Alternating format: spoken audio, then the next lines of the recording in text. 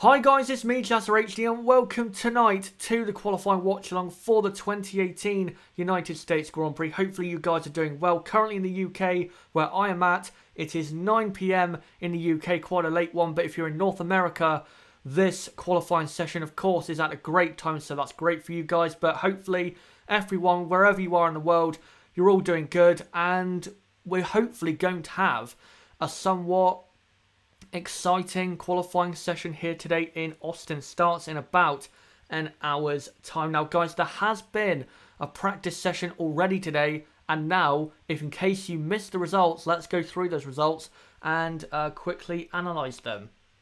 So, the top 10: Sebastian Vettel fastest, from Kimi Raikkonen second, Hamilton third, Bottas fourth, Verstappen fifth, and then Ricciardo sixth, Leclerc seventh, Perez eighth, Sainz ninth, and Grosjean in 10th. By the way, practice 3 was held in dry conditions, and it looks as though qualifying will be in the dry as well. So it looks as though qualifying and the race is going to be dry. So what happened yesterday is basically, I guess, rendered useless.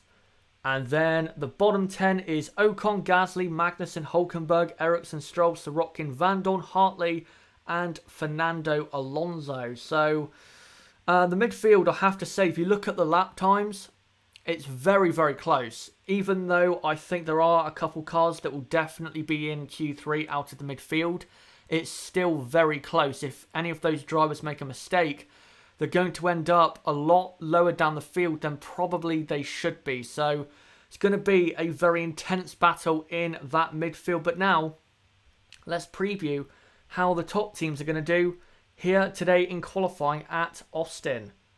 First off, Mercedes. Now in practice 3, they did not go, I would say, out and out for, the fastest lap and a 1-2 finish in practice 3. They looked as though they were carrying more fuel than, say, Ferrari.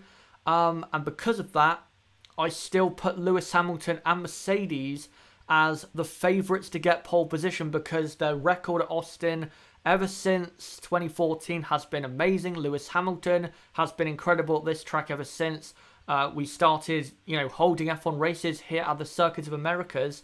So I'd be very surprised if, for Lewis Hamilton, he wasn't on pole position. I think Valtteri Bottas will be competitive. Maybe not second, but I think it will be close. I think the Mercedes car is still the fastest. I think Bottas will be, say, second or third in qualifying today. But Mercedes, again, once we get to Q3, they should be fastest, and they should be getting at least pole position in qualifying today. Next up is Ferrari, who in practice 3, you know what? Yeah, they were very, very quick. Very similar to practice 3 back 2 weeks ago in Suzuka, where they were very fast. But then, of course, in qualifying there, they massively bottled Q3 with some horrible strategy decisions. So even if Ferrari do have the pace to go for pole today, or even get a car onto the front row, I don't trust them to. I really don't. Because again, this is Ferrari. They bottle it at every single race. They've been doing this for so long now. I can't remember the last race where they didn't bottle it. Maybe Silverstone, you could argue, was the last time they didn't throw away points or throw away a good qualifying result. So even if they do have the pace for pole, does anyone trust them to actually get that result? I don't. And that's sad to say, because I want to see a great fight between Hamilton and Vettel this weekend, but I don't think we're going to get one. Of course, though, Vettel does have that 3-place grid penalty, so even if he does qualify on pole position, he will start the Grand Prix. If he does qualify on pole, he will start the Grand Prix in 4th. So, whatever Vettel does today, in terms of racing Hamilton, I don't think it's going to mean that much, but in terms of maybe getting a second or third, where he finishes might be very important. But for Ferrari, I think they do have the pace to maybe, if one of their drivers pulls out a great lap, maybe they can get a car into the front row.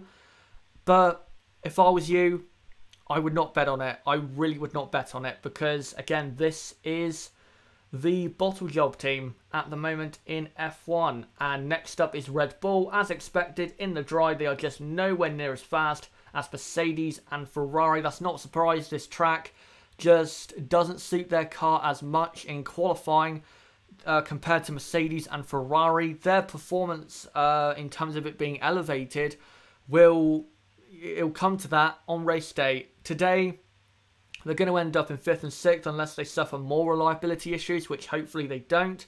Hopefully for Daniel Ricciardo's sake. Hopefully I'm not cursing him by saying that. But yeah, realistically, if there's no reliability problems, Red Bull should be 5th and 6th in qualifying today. But guys, what do you think about the top 3 teams? Do you think Mercedes are the favourites and Lewis Hamilton are the favourites for pole position? For Ferrari, do you think they'll actually produce a great qualifying result, or do you think they'll bottle it yet again?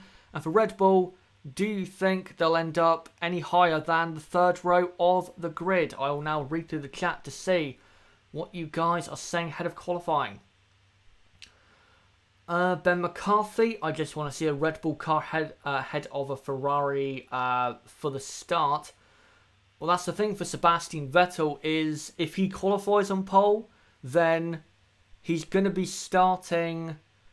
He's going to be starting what, just ahead of the 2 Red Bulls if he qualified on pole, I believe.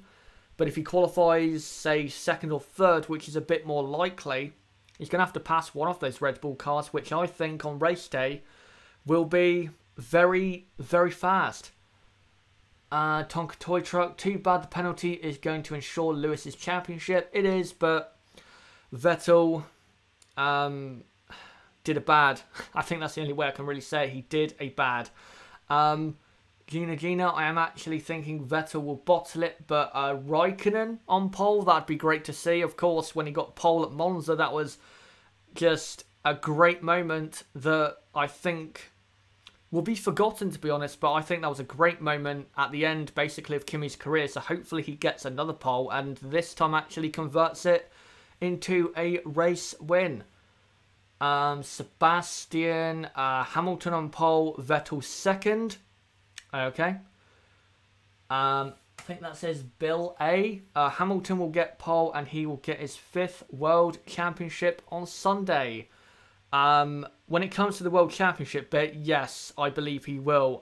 When it comes to pole, well, I'll give my predictions later on in the build-up to qualifying. Right, I'm just going to make sure I read all your guys' comments and don't miss out on one. Scuderia D, Ferrari, if Ferrari could, if the Ferraris don't screw it up again.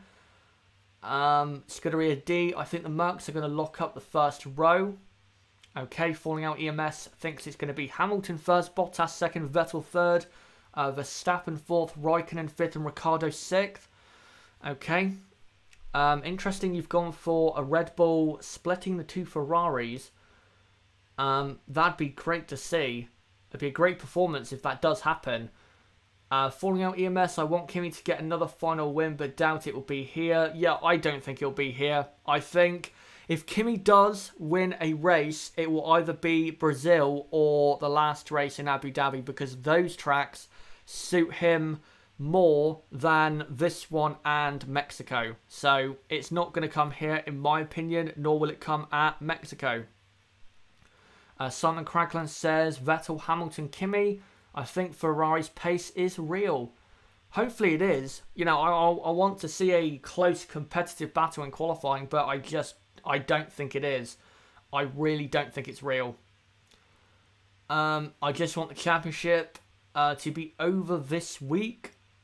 You know what, I'd rather it continue. Even though we know Hamilton's going to win it, I'd rather it continue, just to continue the tension and build up to basically the season coming to a close.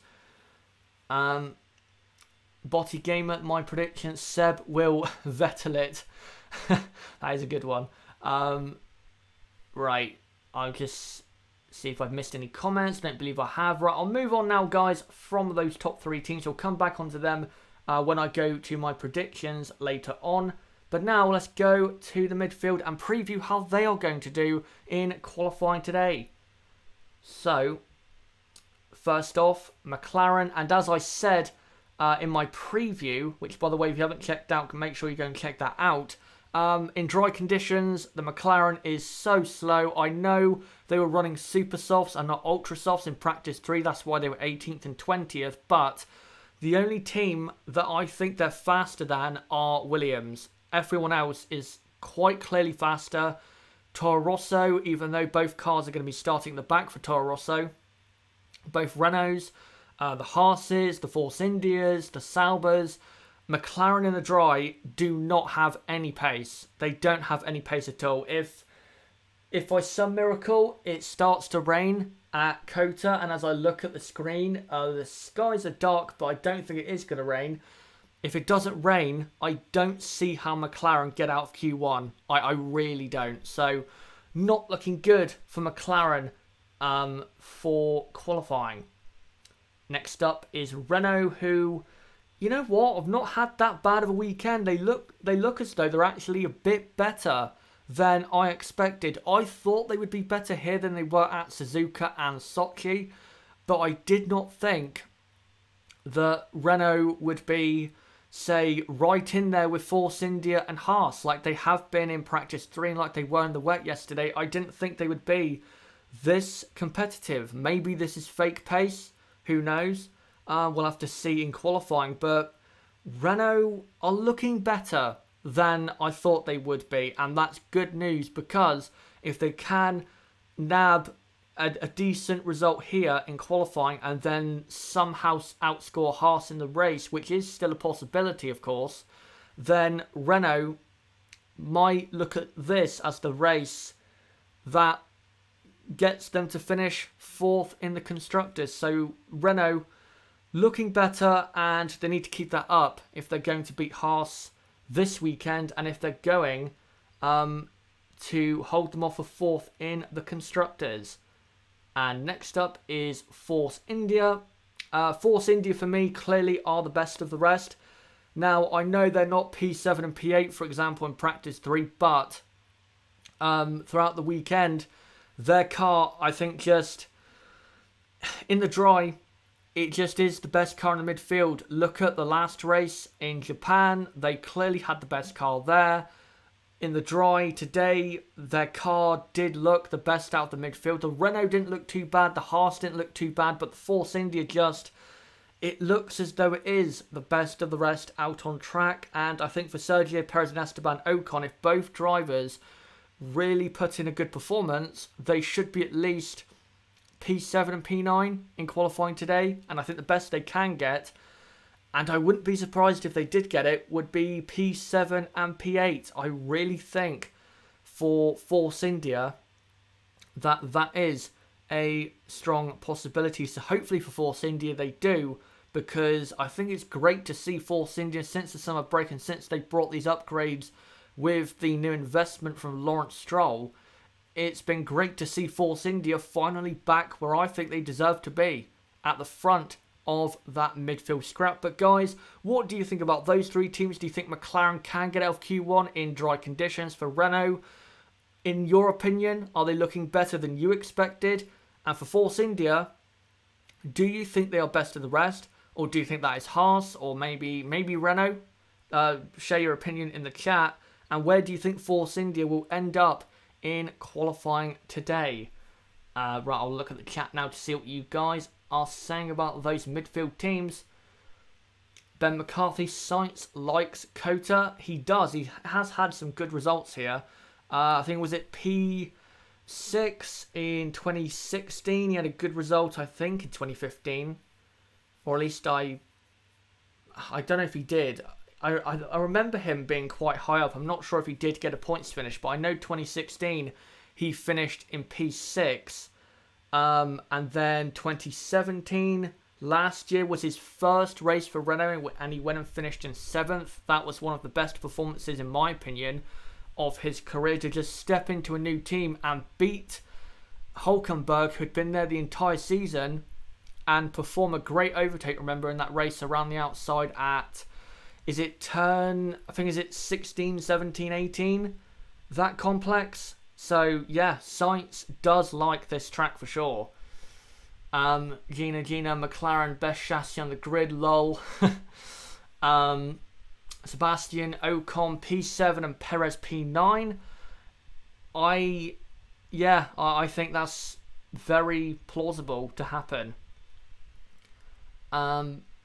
Force India, P8 or P6 from Scuderia D.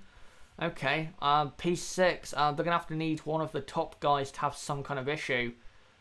Ben McCarthy, the Force India chassis / car is easily the most versatile in the midfield.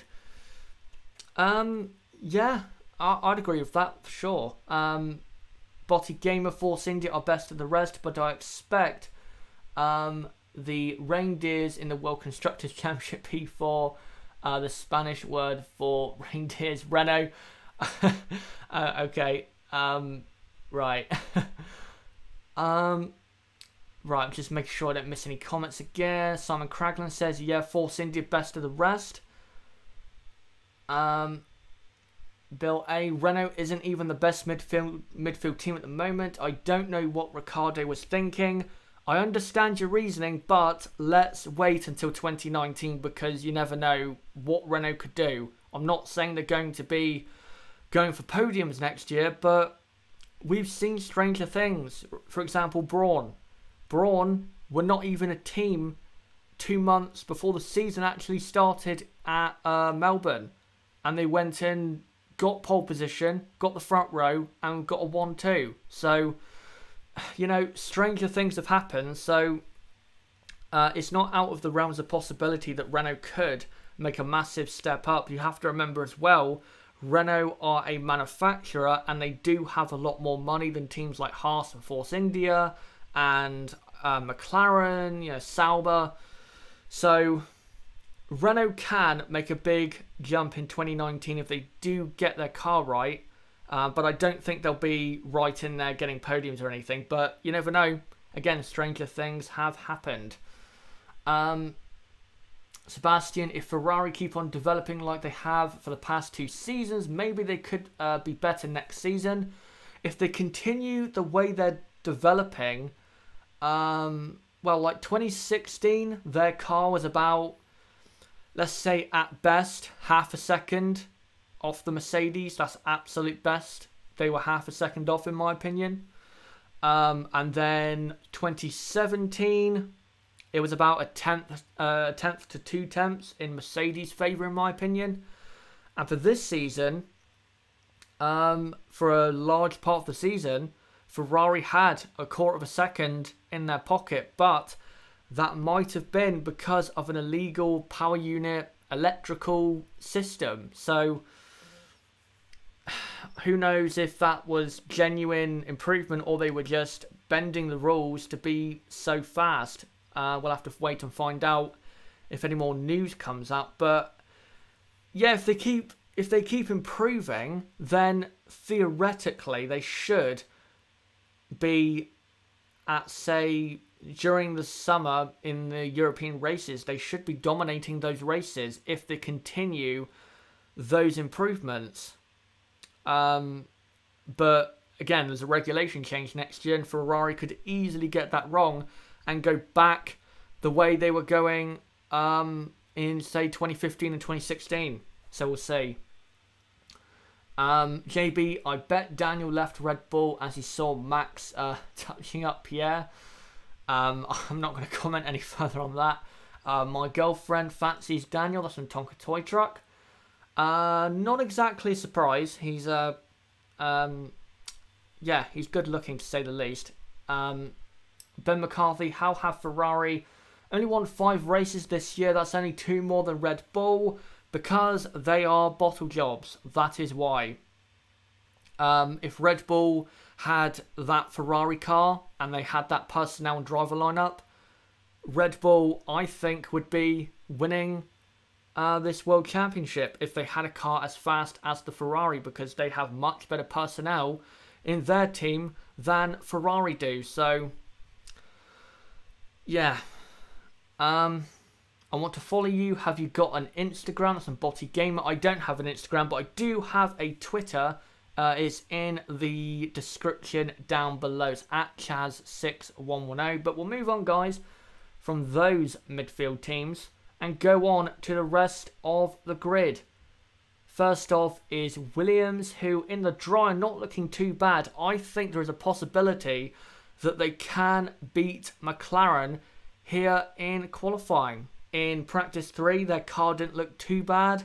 I think, you know, that long back straight will massively help them against McLaren, because we know that the McLaren is probably the slowest in a straight line because of how draggy their car is, and because the Renault power unit is now basically the worst on the grid. So if Williams, you know, around the rest of the lap in the corners where they struggle, if they can do a bit better than maybe they're expecting to do, then there is a possibility that they can out-qualify McLaren. And that would be a good result, even though, you know, 16th and 17th is still not good enough for Williams and how great of a team they are, considering how bad they've been this season.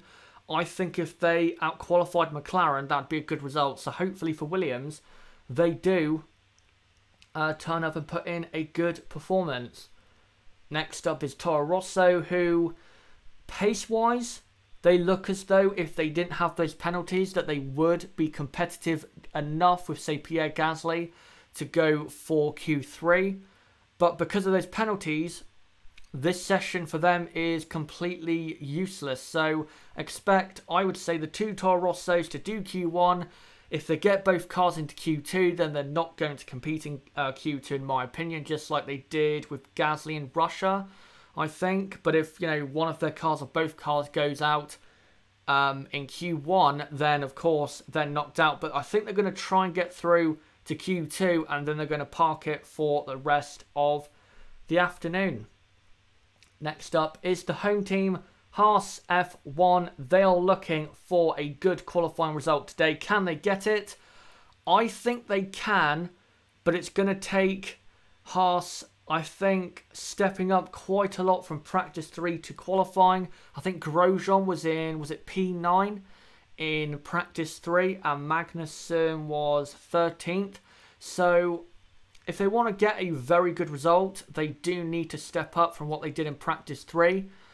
But I'm not sure they can. I think that result where they got in practice 3 is about where they are. I wouldn't be surprised at all if they ended up 9th and 13th. They should get at least one car into the top 10, I think, considering just how competitive and close the midfield is, that getting at least one car into Q3 would be a good result, and would be a good result considering that the race also is going to be very close in that midfield. So yeah, if they get a car into Q3, then I think that's a good result. But I wouldn't be surprised if they don't turn up if both cars miss out. That is a possibility. And finally, we go on to Sauber, who yesterday in the wet looked very good. They looked like one of the best midfield teams, but in practice 3, their car didn't look that great in the dry. It still looks competitive to maybe get a shock Q3 appearance, but yeah, it's not as good as it was yesterday in the wet. It's definitely slower for me than the Force India, than the Haas, maybe the Renault.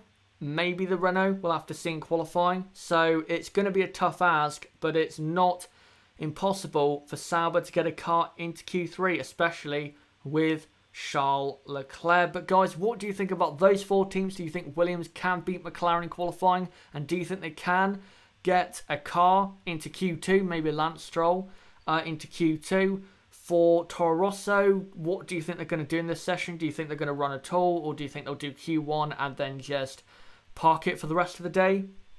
For the home team Haas, do you think they have enough pace to get both cars into Q3?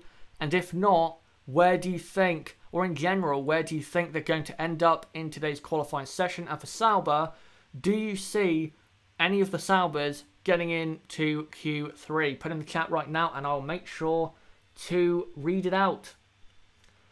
Sebastian Leclerc P11. Okay. Williams won't get into Q2. Alpha will, and Haas definitely. That's from Scuderia D. Right, hold on. I'm just reading through the chat. Simon Cragland, I think Haas will get both cars into Q3, but maybe Leclerc can surprise. He can. He definitely can. And I know Leclerc, he was P7, wasn't he, in practice 3? I think I might have got that a bit wrong when it comes to our Sauber better or worse from wet to dry, but I still don't see that happening in qualifying. I don't think Leclerc's going to end up in P7. I really don't. I think the best he can hope for is maybe P9 or P10. We'll see. Ben McCarthy, Kota isn't too bad for the Williams compared to Budapest and Marina Bay.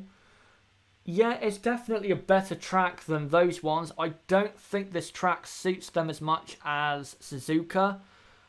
But it's not a massive difference. It still does suit them a bit more, you know, than a track like, I think, as you said, Budapest. Haas could pull off a 7th and 8th, but like you said, it is so close among the midfield / Force India. That's from Tonka Toy Truck. Yeah, it is. There's a lot of teams in that midfield scrap that could get a great result, but there's such a fine margin between success and failure in the midfield that you can't really predict it. We don't know. Charles Leclerc could end up in 7th. Marcus Ericsson could end up in 7th. Anything in the midfield, let's say excluding McLaren, Toro Rosso and Williams, anything in that midfield battle can happen, and that's great to see. Hopefully in 2019, not the midfield but the top of the championship is like that next season. JB, I hope Ocon can take P7 in the driver's standings this weekend. Ocon is such a G. Yeah, I hope he can. I think Ocon probably deserves to finish P7 in the drivers, considering how good he has been since Baku. I think he's been very good ever since that race. Sean says or asks, when is qualifying? Qualifying starts in about 30 minutes time. So we're not far away from a qualifying getting underway. Next year's Watchalong will be great in Australia. That's from Sebastian. It will be. And, well, there's some new things I'm going to be bringing to the Watchalong. So, yeah, I'm very excited for next season. Of course, there's still 4 races left. And I'm excited for today and tomorrow's race. But I'm definitely more excited for next season with, you know, what I'm bringing to the channel and also what's going to happen with the field in 2019. Hopefully it's a bit closer. No problem, Sean. Ben McCarthy, Chaz, I'll put the answer in after you've answered, but when do you think was the last time McLaren led the Constructors' Championship after a race? It was 2014 in Melbourne, I believe. I think it was the 2014 Australian Grand Prix. They led by 8 points, I think it was, or 9 points from Mercedes. Yeah, that was the last time they led the Constructors. That was what, 4.5 years ago. That just shows you how far they've fallen. JB, which F1 driver do you reckon you look most alike? For me, I look most like Grosjean. For me, I don't know. I've never thought of that, to be honest. Yeah, I don't know. I'd have to think about that one. Simon Cragland, Perez has had more luck than Ocon this year, and I don't think Perez was that impressive in the first half of the season. Inconsistent, and Ocon was clearly better in my opinion. I agree.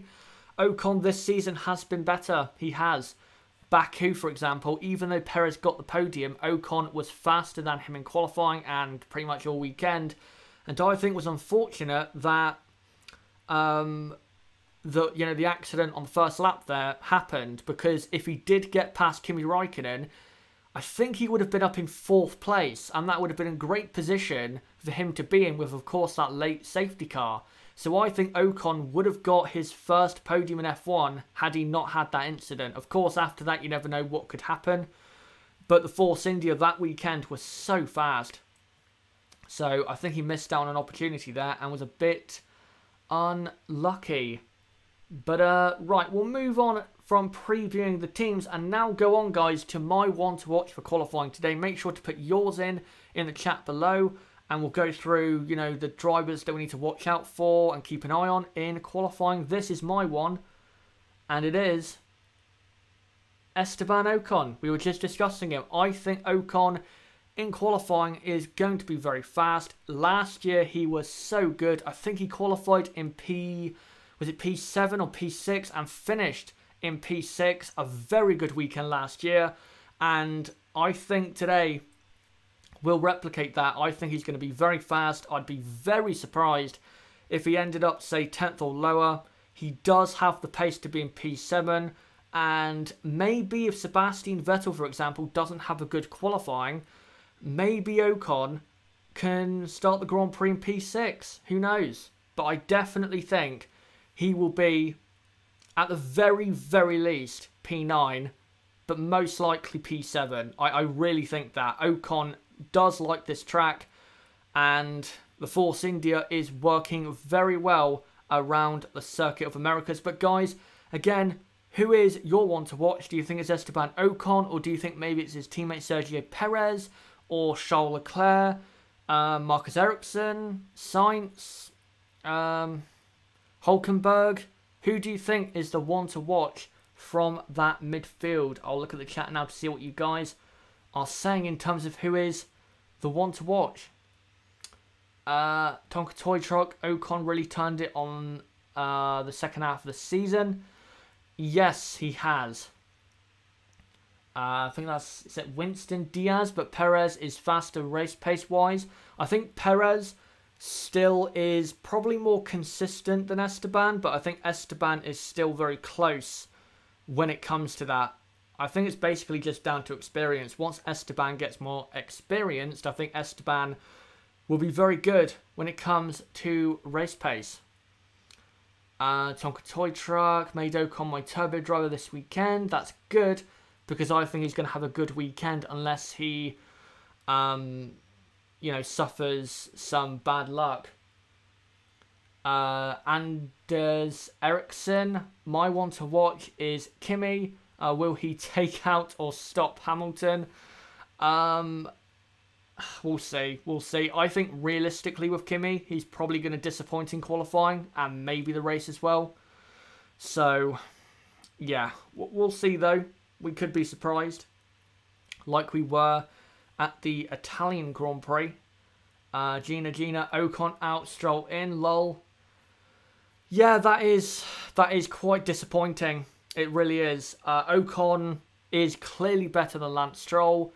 I don't think there's anyone out there that could possibly even debate me on that, or debate anyone who says Ocon is clearly better than Lance Stroll. He is. And I can't believe Ocon is going to be kicked out, maybe of F1 for 2019 in terms of getting a race seat. That's very disappointing. Right, just going to make sure I don't miss any comments of yours. Ronald de Groot, does Max have a change for P4? I'm not sure what you mean by that. Could you go in further about that, what you mean? Because I'm not entirely sure what you're trying to say there. Falling out EMS, I think that both Haas's are going to push that little bit more, so both are the ones to watch for me.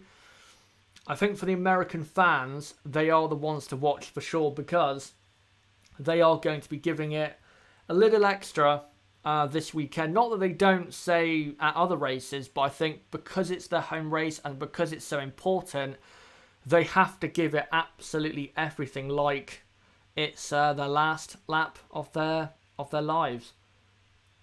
Ronald de Groot meant in quali. So does Max have a change for quali? I'm not sure. I'm not sure, to be honest. Anders Ericsson, Ocon to Williams now. I'd like to see it. I really would, but I don't think that's going to happen. I think Ocon will not go to Williams. I think it'll be Sirotkin and Russell, because Williams need money and Sirotkin can bring more money than Esteban Ocon.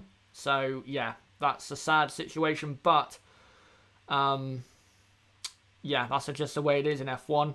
Money does matter.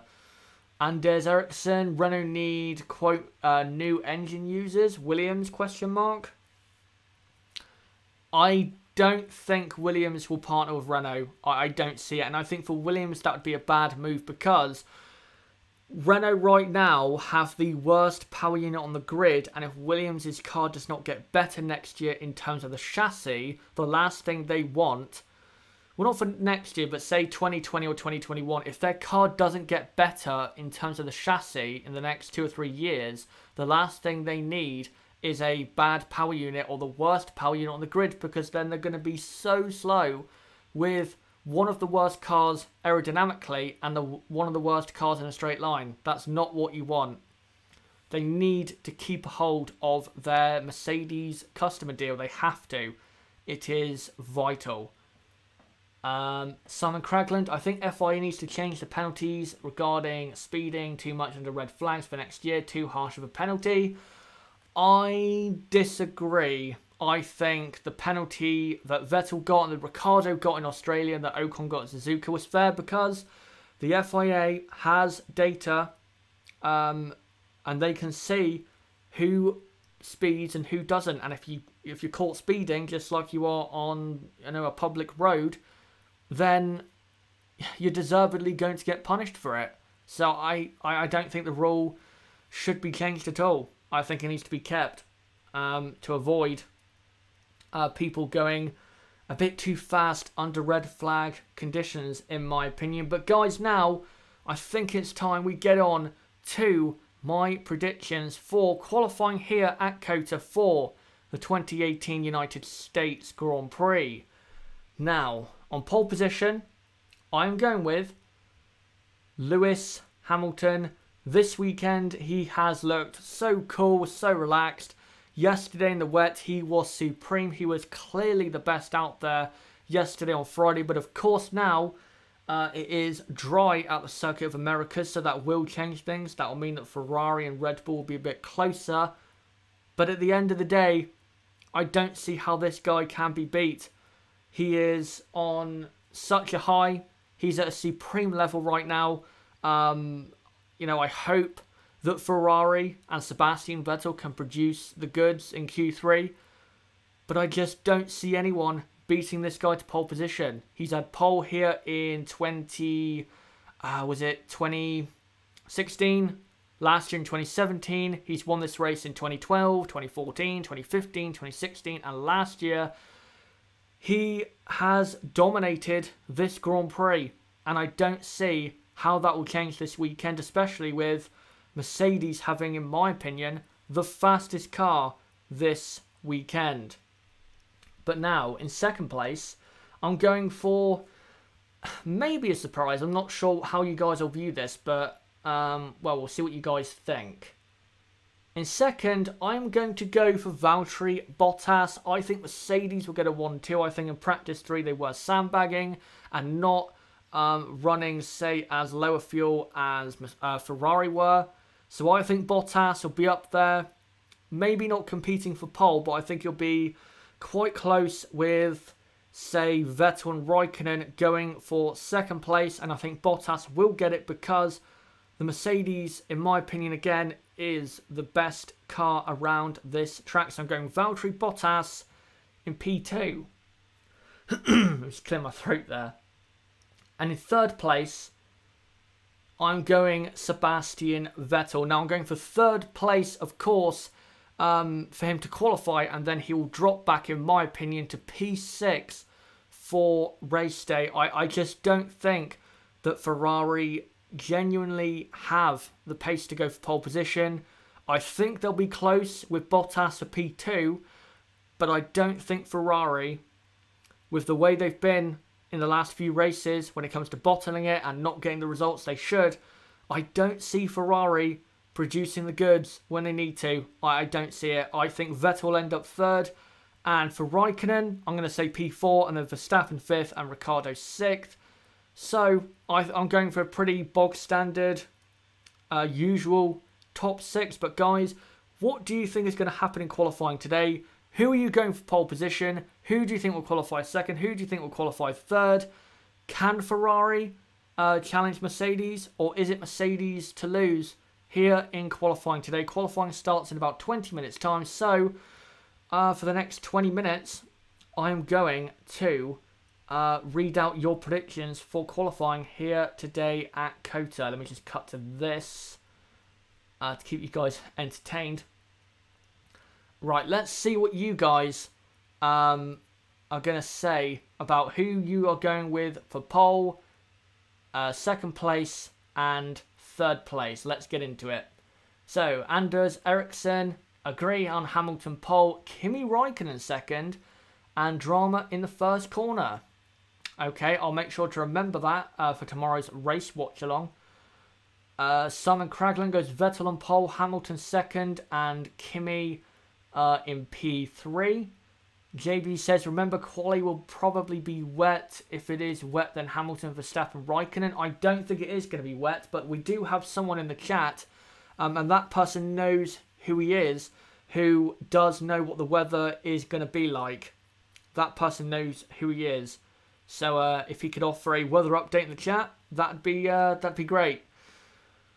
Hello to Francisco, who's just joined the qualifying watch along. I didn't watch FP3, but Ferrari 1-2 means they are faster in dry conditions. I don't think they are. I think Mercedes were sandbagging. They were on a different program, and I think it was quite clear to see that, especially at the start of practice 3. So I still think Mercedes have the fastest car, but who knows? Maybe Ferrari have even more to give. Hello to Scotty, who's just joined the qualifying watch along. Great to see you guys joining with about just under 20 minutes to go until qualifying gets underway. By the way, I might as well just call him out. Tonka Toy Truck is, yeah, I mean, he just said Tonka Toy Truck is the person who knows what the weather's going to be like because he is quite close to the circuit, I believe. Says no rain. So, yeah, it's going to be dry. As I look at the screen right now, it's not pretty looking, but it's not going to rain. It's just dark clouds and quite overcast. And yeah, you can see another weather update there from Tonka Toy Truck. So look at that, and hopefully that should give you an indicator as to what to expect. Francisco, as always, I hope the Iceman does well. I think we all do. Clouds, though, look dodgy. They do, but I think it's going to hold off. I'd love to see it rain, though. I think if it rains, we're going to get something very exciting, but yeah, I don't think it will.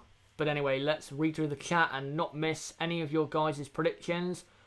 Halam899, Kimi on pole, Lewis second and Vettel third. That'd be quite a story if Kimi got pole. Gina, Raikkonen on pole, Hamilton second. Is that Verstappen or Vettel? Vettel third. And Bottas fourth. So you're going for basically the same top 3 and same top 4, I guess, as the previous person. Right, I'm continuing to read through just to make sure I don't miss anyone's predictions. JB, Hamilton, Vettel, Verstappen. I'm assuming you're predicting that in the dry. Due to Max's recent form and his history around COTA, I think he'll get in the top 3. If he did, that would be an amazing performance. An amazing performance, because I don't think the car is quick enough. JB, I don't think Bottas is that great around COTA. In 2017, he had an extremely poor race. He did, but in qualifying, he wasn't that bad last year. He just fell away in terms of race pace. So I think qualifying, he will be better than probably he will be in the race. Hamilton, Verstappen, and Kimi for a top 3. That's from Scotty in the chat. Ronan Brady, Bottas to crash out. He is just useless. That's a bit too harsh, but okay. Ronald de Groot, Hamilton, Vettel, Bottas. Stella says Hamilton, Bottas, Verstappen third. Okay, and then Vettel fourth, Ricciardo fifth, and Raikkonen sixth. That's quite surprising. Third, fourth, fifth, and sixth. I don't see that happening at all. But who knows? Who knows? Nathan says Hamilton first, Bottas second, Vettel third, Verstappen 4th and Kimi Raikkonen in 5th. Okay. Tonka Toy Truck. Cold tyres will be a real factor. That will play a factor just like it did back in Baku. And that's why that weekend we had so many mistakes. Ronan Brady, how was he good last year? He was behind Vettel in a much more competitive car. I didn't say he was good last year. I just thought in qualifying he wasn't that bad. He did all right. In the race, though, he was quite poor. I'll admit, he was very poor in the race. But, yeah, I'm not saying he was good. He definitely wasn't good. But he wasn't, in qualifying last year, he wasn't terrible. Let's say that. Right, Van Dorn first if there was a reverse grid. That's from Ronan Brady again. Right, I'm continuing to look through just to make sure I don't miss any of your guys' comments. By the way, guys, if you are new to the channel, don't forget to subscribe. There's a link in the channel that goes, or link in the description, sorry, that goes to my channel page. Also, don't forget to click on the bottom right of the screen. That's another way to subscribe. Or just click on my channel name just below the video. And as well, don't forget to like this video. Don't forget to comment down below what you thought of this video and what you thought of qualifying here at the US Grand Prix. As I'll just cut to this image here. A nice close-up of the Ferrari. JB, who do you think will be driver of the day in the race? Probably Vettel, as he'll gain a few positions, lol. If he gets driver of the day just because he gains like 5 positions, that's ridiculous as far as I'm concerned. Yeah. I think Verstappen has a great chance of driver of the day because I think tomorrow he's going to be very aggressive on the first lap. And if he gets a sniff behind a Ferrari or a Mercedes, I think he's going to do some surprising things. Let's just say that. Anders Eriksson, have read the K-Mag story. What a lol. Late. Dishonest leader reply lately. Okay, I'm not sure what you're trying to say. Maybe you can go further into detail about what that story is. Ronan Brady, do you vote on driver of the day? Well, I actually can't because I do the race watch along, so I can't actually take part in the vote.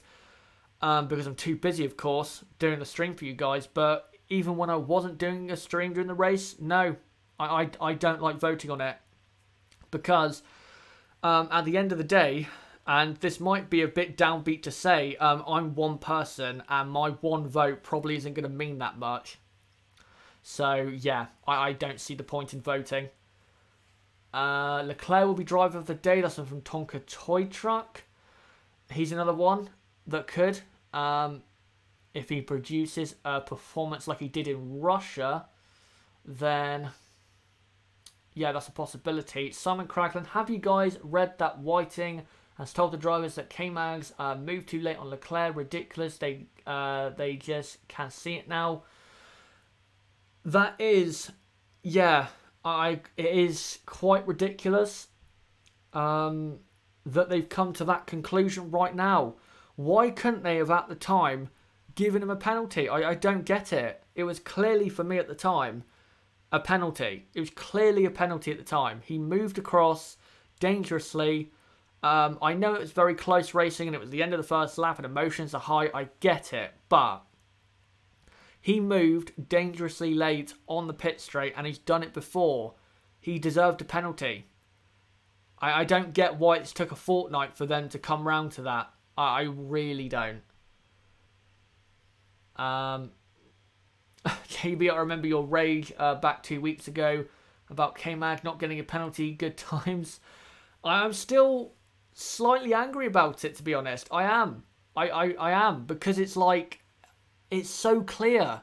I got angry about penalties this time last year at the US Grand Prix when it came to track extending. I just don't get how such clear, penalty worth stuff doesn't get a penalty. I don't get it.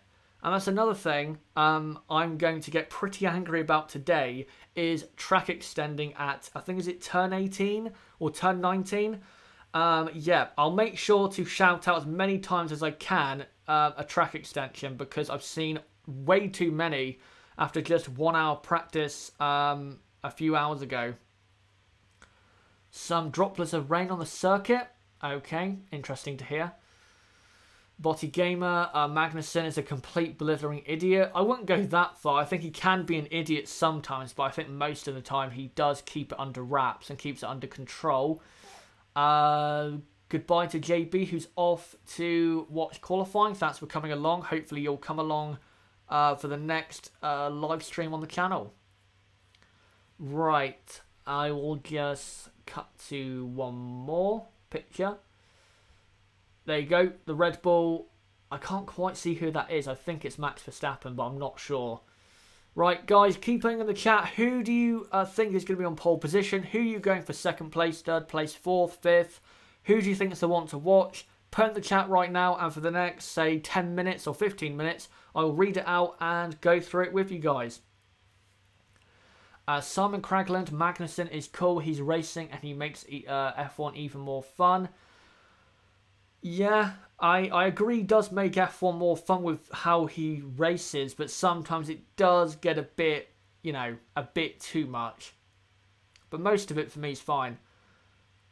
Some problem on Kimi's car, apparently. That's from Sebastian in the chat. Who do you think is going to be best of the rest? That's from Francisco. I think it will be Force India, who will be best of the rest. And then after that, I'm going to go Haas, then Renault, then Sauber, then Toro Rosso, then McLaren, and then Williams. That's who I'm going with for the midfield. And indeed, Tonka Toy Truck just says 7 minutes to qualifying. Just looking for some more predictions from you guys.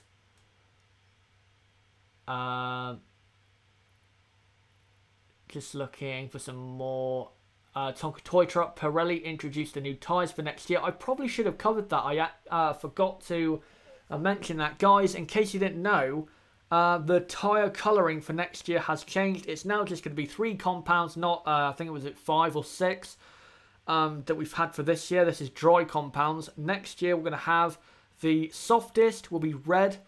The middle compound, which is the medium, is going to be yellow, and then the hard one, or the hardest tyre, will be white. That's about how I would have it. That's nice and simple, back to how it should be. We should not have a million different tyres like we have this year or last year. It just has got too confusing, and it was time to simplify it. I think that's kind of a theme, though, going into next year, is it just feels like F1 is getting simpler for next year, and that's good to see. With the tyres and the aero, hopefully that just continues. It was 7 compound this year. That's from Botty Gamer. Wait, I'll try. This is what I mean. There's so many compounds I can't even remember. So you got hyper soft, ultra soft, super soft, soft, medium, hard. So that's 6 dry compounds, and then you've got 2 wet compounds. So you've got 8 in total. So for next year we have 5 instead of 8. There's Dreamliner in the chat. Is it audio only for this watch along? Yes, it is, unfortunately, and well, it's not really that big of a surprise. I can't show any footage from qualifying because this channel will get took down in about 10 seconds because of copyright. So yeah, it is just going to be me basically throwing up as many pictures during the session as I can, and then commentating on qualifying for you guys. And then I'm going to do a half-an-hour reaction once the session ends in about an hour's time. Ronan Brady Raikkonen's car didn't start apparently, but I think it's okay now. Okay, false alarm for Ferrari. They're teasing us with their bottling.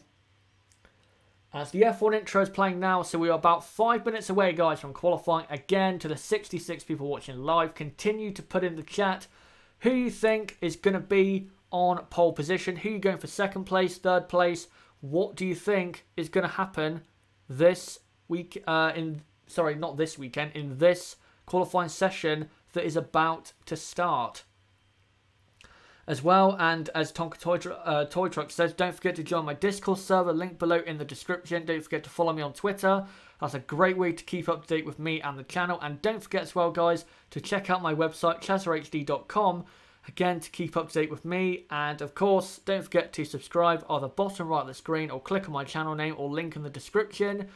Don't forget to like this video and comment down below what you thought of this video and what did you think of qualifying here at COTA, as we are moments away.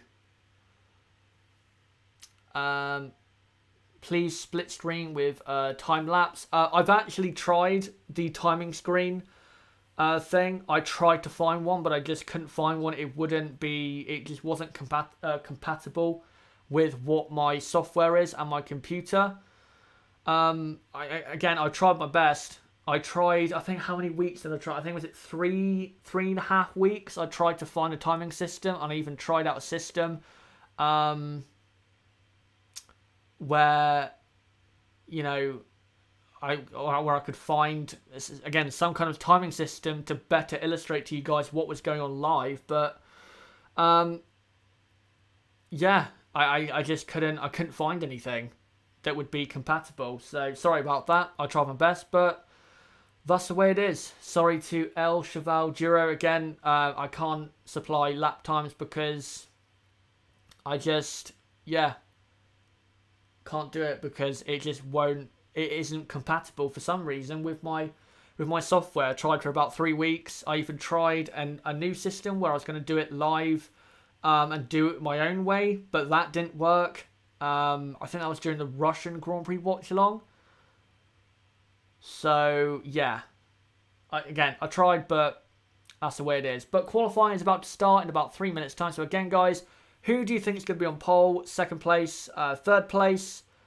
Put in the chat right now, and I will read it out.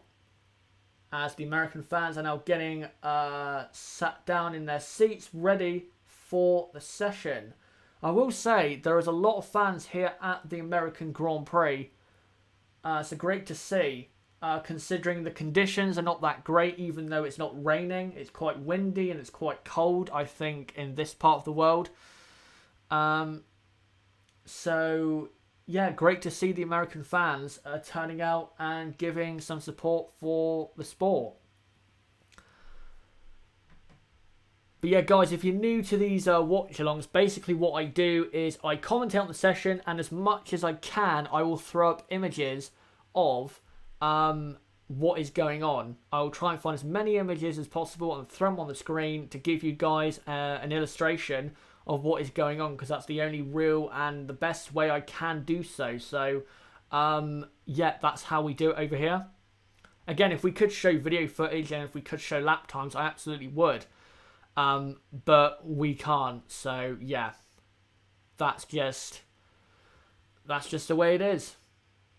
But the green light's about to go on in a minute. We're about 1 minute away from starting this session.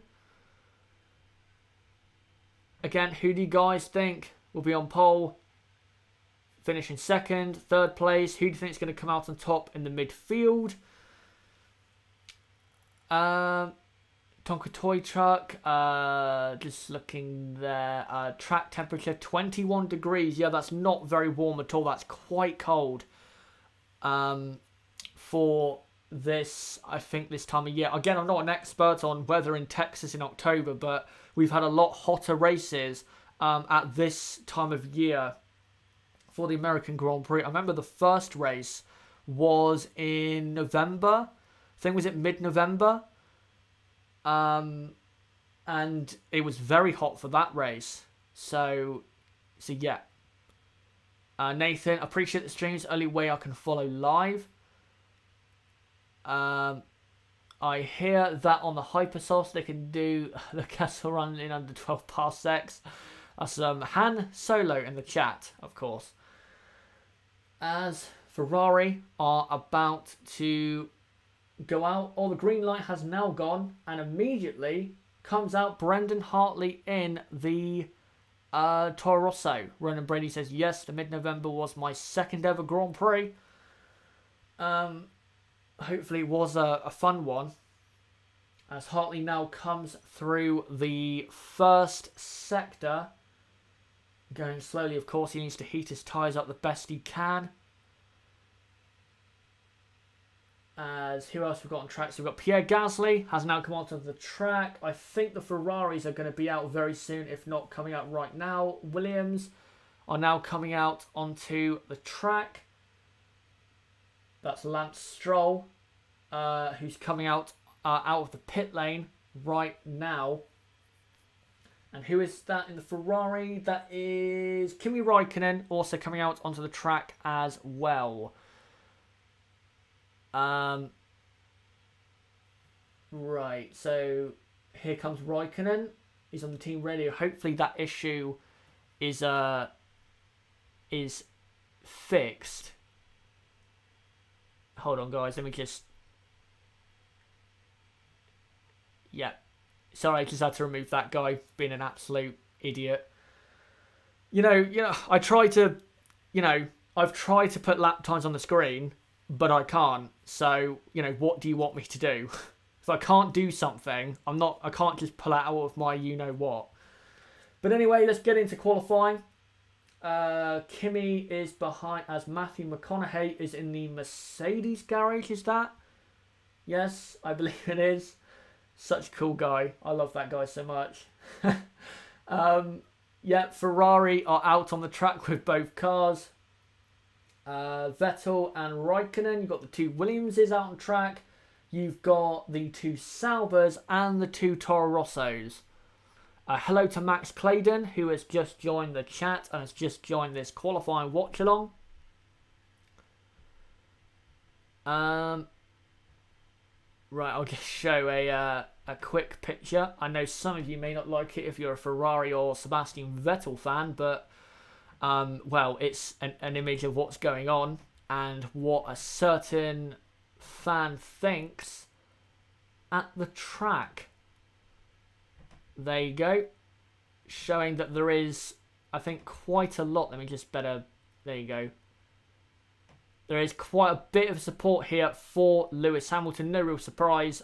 He does promote a lot in the United States. So no real surprise that Lewis does get a lot of love in this part of the world. Will he win the championship this weekend?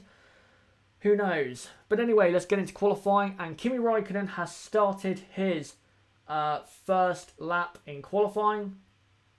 He's just gone through turns 1 and 2. And now comes through 3, 4, 5, up to turn 6. I love this first sector. It's so good. There's a 25-2 in the first sector. I'm not sure if he went off the track there.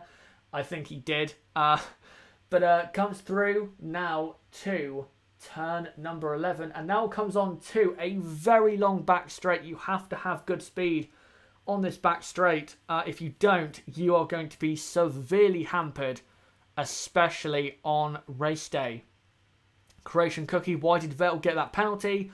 It was for speeding under red flags. As Pierre Gasly and Brendan Hartley have set their first lap times of the session so far, Kimi is going a lot faster, almost a second faster than Pierre Gasly.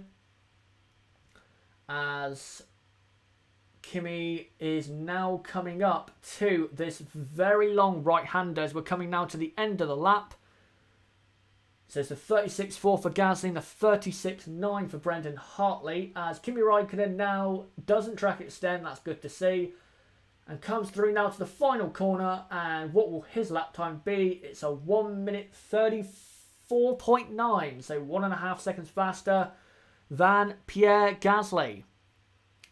5 past 10 here in the UK. Yes, this is a late session. Of course, that's not great, but I'm afraid those are the cards we have been dealt with, as Vettel now goes way faster on a 1:34.5. By the way, the two Ferraris on ultra soft tyres, which is the softest tyres available. Prussia, how much time until Ferrari bottle it again? Well, we have what? Another 40 minutes until Q3. So, yeah, just give it some time. If they do go and bottle it, just give it some time. I'm sure it will happen. as Lewis Hamilton now comes out onto the track. I'll show you an image of when the session got started. A lot of brake dust coming out of Hamilton's front brakes there when he came into turn 1. Interesting to see. As he's now coming through the first sector and he's warming up his tyres, getting ready for when he does his first attempt in qualifying. So here you go. This is when the session started, when Brendan Hartley came out onto the track very early. Toro Rosso want to get out there and get some lap times on the board, clearly. So we've got, at the minute, it's Vettel fastest, Raikkonen second, Leclerc third, Sirotkin fourth, Ericsson fifth, Hartley sixth. Pierre Gasly's lap time has actually just been deleted, I'm assuming, for a track extension. That's good to see. Good to see by the FIA if that is the case. Because he did have a lap time of a 1:30... Was it 36.4? I think it was. And that's now been deleted. So good to see that the FIA are coming down hard on that, because last year it was a joke. Max Verstappen going very slowly at the final corner. And now let's go with it into the final corner, and will now start his first run in qualifying. So here he goes onto the pit straight on the ultra soft tyres into turn 1. Sparking Red Bull. I love to see that car sparking. I love to see any of these cars sparking. It looks so spectacular as it goes very wide on the exit. Maybe that's just his line around that corner. Here he comes now. Turns 3, 4, 5 and 6 as it comes to the end of the first sector. And Max very quick in that first sector. But that's not a massive surprise, because the first sector is a good sector for Red Bull. It's all about corners. As he now comes down to turn 11 and looks good through there. But now comes to a part of the track where the Red Bull does struggle a lot. The long back straight. The car is sparking like crazy as it comes down to turn 12. And now has to come to the end of the middle sector. How fast is he? He's only a tenth and a half behind Sebastian Vettel. So good so far from Max. And now comes through to this tricky little corner. This is turn, what's that, turn 15? Yep, and then he comes through 16, 17. That's very long right-hander. And now comes up to the final 2 corners. And yeah, doesn't track extend. And now comes through to the final corner. Where will Max Verstappen go? He goes 3rd and only 2 tenths off. Not bad. Not bad at all from Max Verstappen. Lewis Hamilton, though, has set the fastest first sector on ultra soft tyres. Valtteri Bottas is going quite quick. In his Mercedes, he's coming to the end of his lap. And keeps on the track. Now into the final corner. Goes a bit wider than I think he wanted to. And now Valtteri Bottas comes over the line and does go fastest by half a tenth. As Lewis Hamilton in the middle sector, almost half a second faster. This man is on fire. And here he comes now. What lap time will this be? Oh, he got a bit too wide then. But does a 34.1 and goes 3.5 tenths faster than Bottas and goes fastest. As Ricciardo now goes 6th. He clearly made a mistake in the final corner, but still went almost 4 tenths faster than anyone else. That just shows you how confident he is and how great that Mercedes car is doing. Prussia, the penalty doesn't matter even without it. Hamilton will win the championship tomorrow. Yes, I think he would win it tomorrow with if Vettel had a penalty or not. I don't think it really matters. It just kind of confirms it even more that it's going to happen tomorrow. Dat King Kyle, Lewis nearly bottled it in the final corner.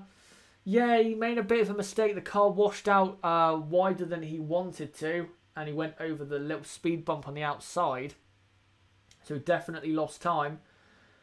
As Brendan Hartley is now on a lap. I will read out, guys, the entire field in Q1 once we get everyone setting a lap time. We still have Grosjean, Gasly and Magnussen yet to set a lap time. Hello to Gamer Ben, who's just joined the qualifying watch-along. Great to see you here. As Brendan Hartley is going fast enough right now to get out of Q1. I just saw that Romain Grosjean. I don't know if that's a timing error or that's them just teasing us. Has Grosjean just set the fastest first sector of anyone? Or is that just he's going a lot faster than Ericsson in 15th? I'm not sure. Sainz less than 2/10 off Ricciardo. That's from Swag Nation. Indeed, and also Perez only 3/10 behind Hulkenberg. Not bad, not bad at all. Yeah, Grosjean's very fast. He's only 3/10 off the Hamilton, I think. Again, this might be a timing error. I'm not sure if he is 3/10 off Hamilton or not. As Hartley now comes through. Oh, he was close to track extending then. Goes a bit wider than he'd want in the final corner. But where does he go? 13th for Brendan Hartley. Where will Romain Grosjean go? 6th fastest ahead of Ricciardo. And about half a tenth faster as Gasly now goes 9th. So the track is really ramping up in terms of grip. I think that's why Grosjean was so fast. Is the grip of the track is really just, again, ramping up. Prussia, can't wait to see the Honda power unit in the back of the Red Bull. I can't either. I think it's going to be very interesting. What's going on here? Is this a problem for Max Verstappen? What's going on here? Yeah, this is a problem, I think, for Max. His steering wheel, it was glowing and now it's not glowing at all now. Something is wrong with Max Verstappen's car. Can't see anything broken. It must be a reliability gremlin. The boys on the Red Bull pit wall look, well, they don't really look surprised or angry. I think they're just used to that feeling of disappointment and rage, I guess. As Verstappen now comes in, what's wrong with his car and can it be fixed? As Ricciardo now, is he going for another lap? No, he just set a lap. Daniel Ricciardo just went up to 5th on a 34.7 and almost beat Kimi Räikkönen to 4th place as Lewis Hamilton goes faster, even faster, in 1st place. I'll post another picture now of the rear of Hamilton's car. As Max's issue came out of, was it turn 15? He went a bit wide on the curb and something broke. I don't know if that's maybe something on the rear of his car or maybe the power unit just shut down because he ran so aggressively over the curb. I'm not sure. But there you go. That's Hamilton.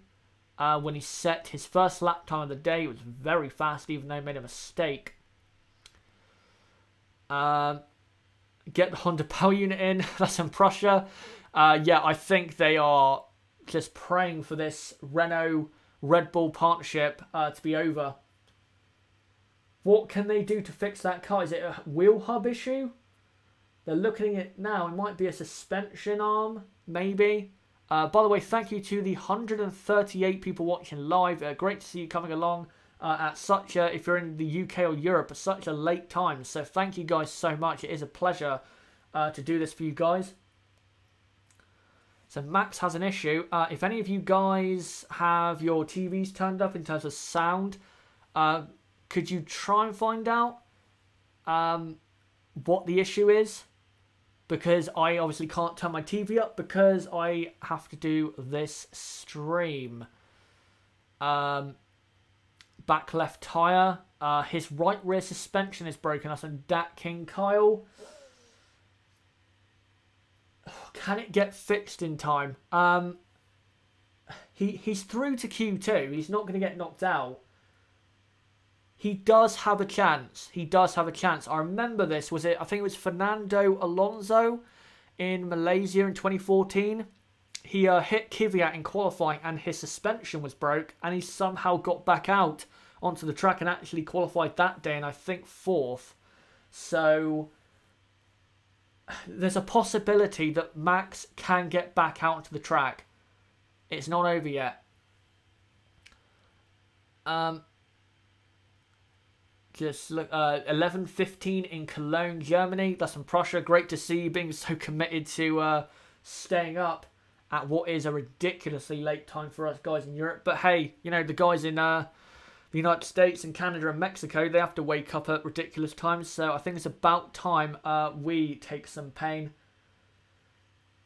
as the McLarens and the Saubers and the Williamses are coming out onto the track. So guys, with 2 minutes to go on the last runs of Q1 coming up, this is the field. So Lewis Hamilton is first, then it's Bottas second, Vettel third, Raikkonen fourth, Ricciardo fifth, Verstappen sixth, but Verstappen has a broken rear suspension. Grosjean is seventh, then Sainz eighth, Gasly ninth, Perez 10th, Hulkenberg 11th, and then Magnussen 12th, Ocon 13th, Leclerc 14th, Hartley 15th, and in the drop zone and needing to get out is Fernando Alonso, Sergei Sorokin, Marcus Ericsson, Stoffel Van Dorn, and Lance Stroll. As Esteban Ocon in 13th now goes for a lap. He has to improve to keep himself safe from getting knocked out. Emmy, where do you think Renault will finish in qualifying? Right now, they're looking very good. I think they'll get a car into Q3. As Max now marches to the back of the garage, I'm going to assume that means he's done. But I think Renault can get a car into Q3. It'd be a bit of a stretch to say both cars, but I think they can get one car into Q3 and maybe get an 8th or 9th from what I'm seeing at the moment. But let's see what Ocon can do here. Maybe he can show us that he does have the pace we expect him to have. Ocon is now on the back straight now, as Alonso and Van Dorn are on their laps. And Ocon now comes down into turn 12. And now he's only half a second off Lewis Hamilton in the middle sector. I think that just shows you guys that the track is ramping up in terms of grip so much, because of course we had so much rain yesterday. There's not a lot of grip out there on the track, so the more rubber that's put down, the more this track will get faster. As Ocon now comes through, oh, that looked like he extended then, and then he comes through the final corner. Where does Ocon go? He goes P7 and only 3/4 of a second off Lewis Hamilton. Not too bad. Fernando Alonso, 13th for Fernando Alonso. We're right at the end of the session now. The checkered flag has gone, but of course you can set a lap time after the flag. As Van Dorn has missed out. He has been knocked out in Q1.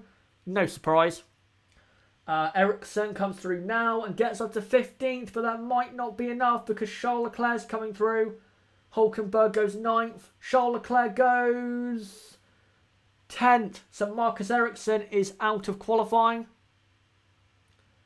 Who's coming through now? Magnus is up to 10th. Hartley and Sorokin are coming through now. Here comes Sergei Sorokin. 16th. Not too bad, even though he's been knocked out.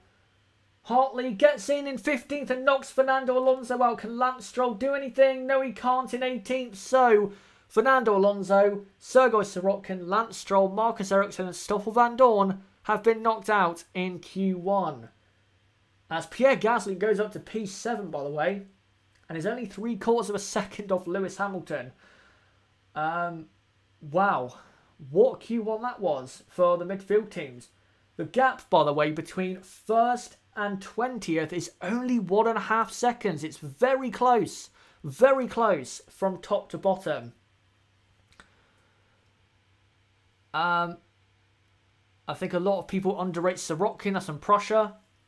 I did underrate Sorokin coming into this season. I did. I thought I didn't think Sorokin would be any good this season, but he's actually been quite decent. And I think maybe he's definitely put a case there for deserving a seat for 2019 at Williams for sure. But if you're just joining us, guys, Q1 has just ended.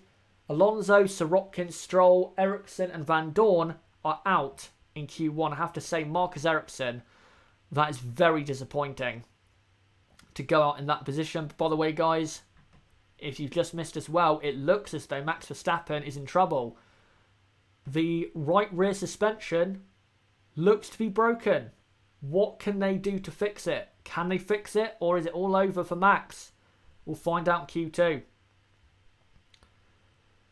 So, what did you guys think of Q1 then? And if you're just joining us, well, because of course Q3 is not underway yet, what are your predictions for the top 3?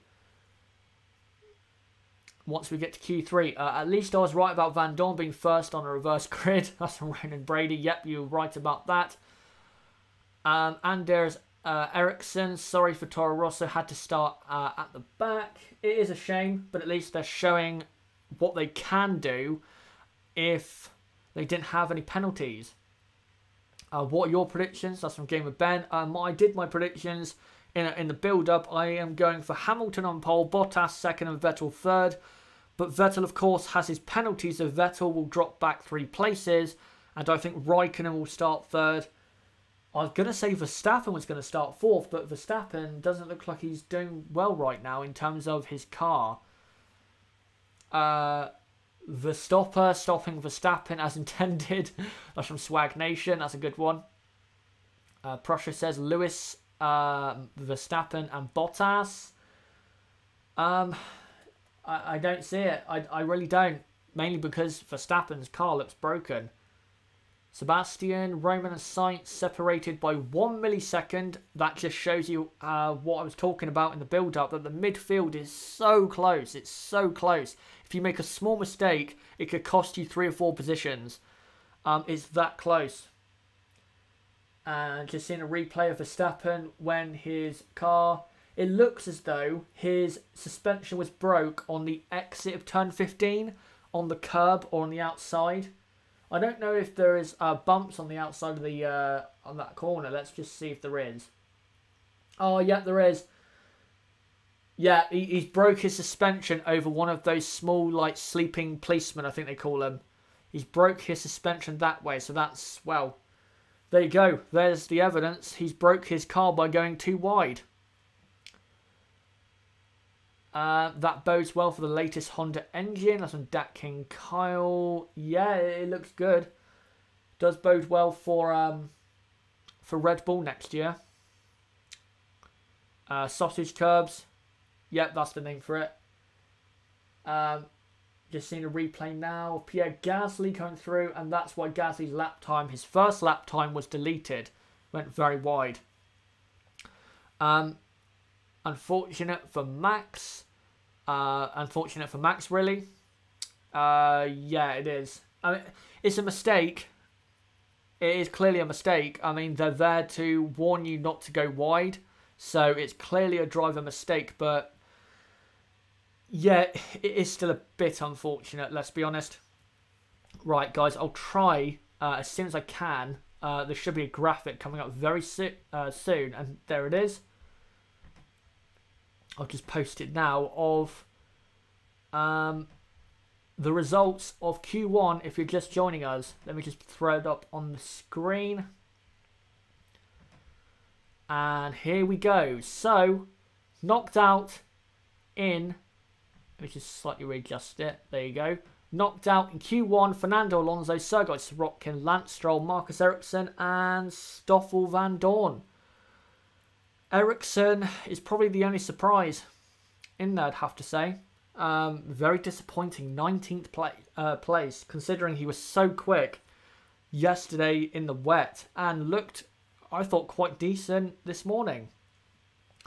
Not good for Ericsson, but there you go. That is Q1, and Q2 should be starting in about 2 minutes' time. So get ready, guys, for Q2. It's going to be starting in just a minute. Let me just mute myself a minute just to cough. I still have quite a sore throat, by the way, guys. Here in Austin at qualifying, how do you guys see you later? That's from Still I Rise. I can't remember where else I saw you. I saw you on another video commenting, and you said you were at the race. So hopefully you have fun. Hopefully, I think we all know who you're supporting. So hopefully your guy does well. Dat King Kyle, it's up to Ferrari to try and take the battle to Hamilton because he's looking supreme again. I don't think Ferrari can do anything. Even if Ferrari really do pull out great laps in Q3, I think Hamilton will still beat them. As Hamilton, Bottas, Vettel, Raikkonen and Hülkenberg have entered the track for Q2. Tonka Toy Truck, top 14, all within 1 second. Please, please let that be the case for 2019. Just imagine the scenes. Just imagine what it could be like. Anyway, let's focus on the last 4 races of 2018. And this qualifying session, I want to see what tyres the Mercedes and Ferrari cars are on.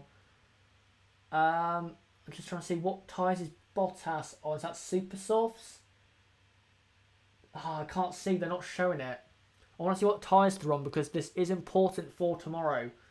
Hamilton is on Super Softs. So Bottas, I'm assuming, is as well. So both Mercedes are on the Super Soft tyres. That's the middle compound / harder tyre.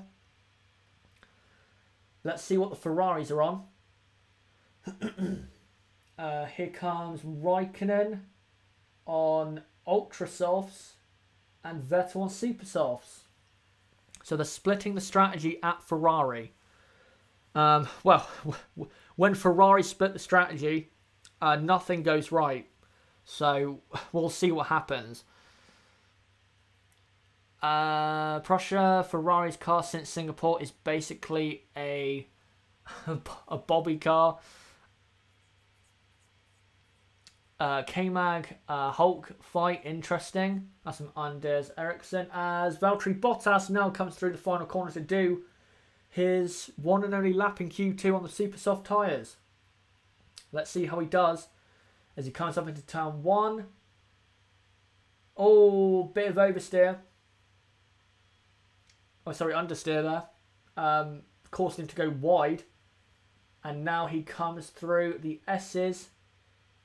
Oh, that looks so fast. Just look at that if you're watching this. Very, very fast. The Mercedes looks supreme in that sector. No surprise. And, well, that's clearly off the track. But I think the FIA don't really care about that corner. All the drivers next year must weigh 80 kilometres. That's a Mike Brown. Yes, that is the case. It's good to see that that rule has been changed.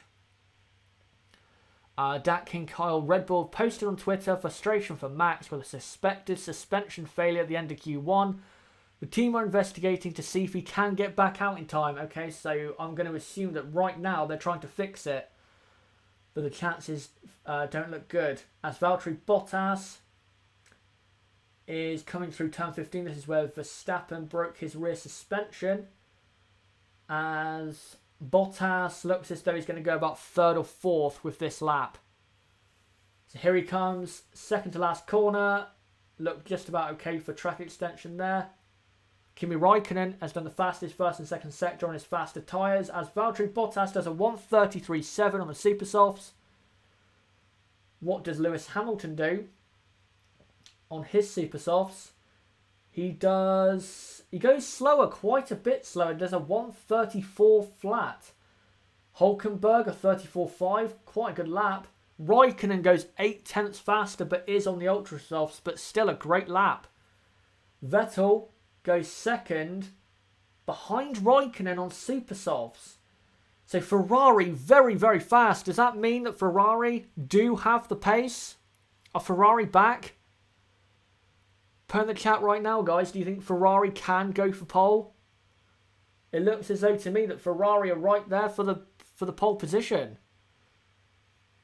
I didn't realise that suspension was so fragile. That's from Andrew Drury. Yeah, on F1 cars, the suspension is quite fragile. It's not as weak as it used to be. Say like 20 years ago, it used to be very weak compared to now, but it still can break for simple reasons. Swag Nation, if they do, it's too late unless Austria happens again. Yeah, I see your point. But, you know, if Ferrari can get a morale-boosting win, even if Hamilton wins the title. At least it's something rather than nothing. Right, so I believe now, yep, the Mercedes and Ferrari cars are now heading back to the pit lane. I'll wait till everyone completes a lap before I read out the lap times. Simon Cragland, yes, I am surprised, but I will say it's not Q3 yet, but if you're a Ferrari fan, you must be very happy because Vettel looks very fast. Raikkonen as well looks very fast. Now, I know he's on faster tyres, but the Ultrasofts are only and should be about half a second faster than Supersofts, not 8/10. Hamilton, though, is going for another lap. So let's see what Lewis can do on his second lap. This will be interesting for the race because Lewis will be on older tyres than his rivals. So here goes Lewis Hamilton into turn 1. Looks pretty much perfect. Comes through turns 2 into turn 3. Into the S's. Where will Hamilton be in the first sector? Almost half a second off in the first sector, so Mercedes just don't have the pace on the Supersofts, it seems, as he goes way off the track at I believe that's turn 9. They should penalise drivers for that, but this is the FIA, so I guess I'll just shut my mouth. And he now comes onto the back straight, does Lewis Hamilton. And it comes down into turn 12. Very long back straight. And now comes up to the middle sector point. Half a second off in the middle sector. That's about right in terms of the difference in tyres. It should be about half a second at most if the cars are equal. So here comes Lewis Hamilton through that very long right-hander. Now to the final 2 corners. Keeps it on the track. Into the final corner. And he will go, I assume, faster. Here he comes. It goes up to 3rd, but is about 6/10 off. So Mercedes not looking that good on the Supersoft tyres. Andrew Jury, inconsistent stewarding. Is all a part of the fun these days.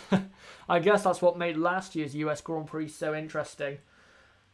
As what's this with Sainz? Does he think he's getting held up here? I think Sainz is complaining about blocking. I'm not sure. Maybe, I'm not sure. I think there's an argument going on in the chat. Calm down, guys. Remember, it's only, again, only an opinion, and it's only qualifying. As Roman Grosjean is currently in 7th. Right, so because the 2 Toro Rossos have not set a lap, and I don't think they're going to, and Verstappen looks as though he's not going to make it out, this is the order with 6 minutes to go in Q2. Fastest is Kimi Raikkonen. 2nd is Sebastian Vettel. 3rd is Max Verstappen. 4th is Bottas. 5th, Ricciardo. 6th is Charles Leclerc. 7th is Grosjean. 8th, Perez. 9th, Ocon. 10th, Hulkenberg. 11th is Carlos Sainz. 12th, Magnussen. And then Gasly, Hartley and Verstappen have not set a lap time. Toro Rosso haven't because, well, they don't really need to because they're going to be starting at the back anyway. And Verstappen has a broken suspension. Rise says, are you still sticking with your predictions? Yes, I am. I'm not going to change them like other people would. I'm going to stay true. And, well, we'll see what happens. Anything could happen. Kimi could get pole. Who knows? You are just another Max hater in my opinion. I don't know who that's aimed at, but if that's aimed at me, then, well, that's contrary to what a lot of people think about me when it comes to Max Verstappen. Oh no, that's to do with, I think, Dat King Kyle and Han Solo in the chat. I can't believe I'm saying that. Having an argument over Max Verstappen in the chat. Could one of you guys let me know what the debate is about? As we've got, oh no, the 2 Toro Rossos are out on the track, so they are going to go for a lap. well, let's see what's gonna happen here. Come on, Vettel. Just saw that in the chat. Toro Rosso just went out for a lap and then came back in. So I'm assuming that's just, I don't know, just a lap to test out the power unit, I guess. Very cool track. More laps may give better grip. That's from Tonka Toy Truck. I think because it was so wet yesterday, that's why we're getting quite a closer than usual grid. I think we're going to see a lot of improvements in the last runs of Q2 from the midfield. And I'd have to say now, guys, I think Max Verstappen is not going to make it out. So I think for Max, it's over. What a shame. What a shame. He's going to start, what, 15th? If I was him, because the next race is Mexico and Red Bull are most likely going to be competitive at Mexico. If I was Red Bull, I would change his entire power unit for the race because, I mean, yes, it's 5 positions back, but does it really matter? They're not going to get on the podium unless chaos happens. So, out comes Kevin Magnussen for the end of this Q2 run. By the way, guys, to the 177 people watching live, it was up at 200 a minute ago. If you're new to the channel, we do this every race weekend, so don't forget to subscribe and hit the notifications bell for more content like this. You can either subscribe by hitting the bottom right of the screen, there's a subscribe button there. Click on my channel name or click on the link in the description that goes to my channel page as well. Don't forget to like this video. Comment down below what you thought of this video. And what did you think of qualifying at the Circuit of Americas as Q2 is about to end, as Hamilton is coming out on ultra softs, but I think that's just a test run. I don't think he's actually going to set a lap. Does anybody think that McLaren are actually bottom because of the nose update? I don't even know about McLaren anymore. It seems as though with McLaren, the more upgrades they bring, the slower they get. So maybe.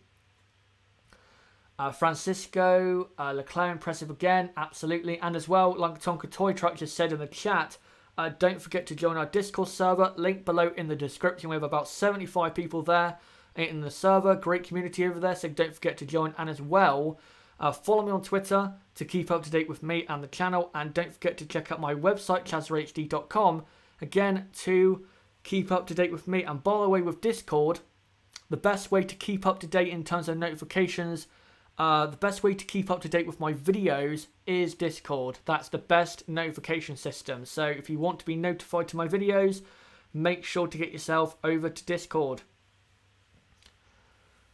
So, here we go then for the final run in Q2. Max Verstappen will not go out. So Max Verstappen at best will start the race from 15th. Well, no, 13th, sorry, because they're the 2 Toro Rossos. So here comes Kevin Magnussen. He needs to produce a good lap here. He's in 12th at the minute. Not good enough. Here he comes. First corner didn't look that great. And he comes through the S's now. How does the Haas look? Good enough. But is it going to be as good as the others? He's a 10th up on Hulkenberg after the first sector. That's good enough for now. But he did go slower than he did on his first run in the first sector. Francisco says Ricciardo is not safe into Q3. Yeah, you're right about that. He's only half a second ahead. So if the track grips up a lot, then yeah, Ricciardo could be in danger here. But we'll see what happens. Here comes Magnussen into turn number 12 at the end of the back straight. Where is he? He's slightly faster than Hulkenberg, who's 10th. This is going to be so close between Magnussen and Hulkenberg. Right now, I'd have to lean towards Hulkenberg being the faster one here out of the 2. Here comes Magnussen to the penultimate corner.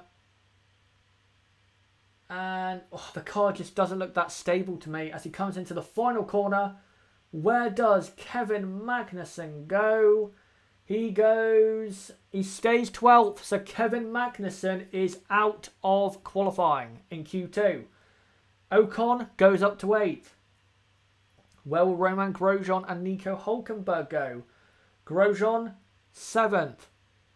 Hülkenberg stays 10th. Charles Leclerc is 6th at the minute. Where will he go? He's coming up to the penultimate corner. Oh, I think he track extended there. But I think he'll get through anyway. Even if his time gets deleted. Here he comes now. And improves and stays in 6th. So Sainz now needs to get out of the drop zone. Perez, 9th. Where can Carlos Sainz go? No, he stays 11th. 0.02 of a second off. Knocking out his teammate and going through to Q3. That is the difference between success and failure. Just what I was saying in the build-up. 0.02 of a second.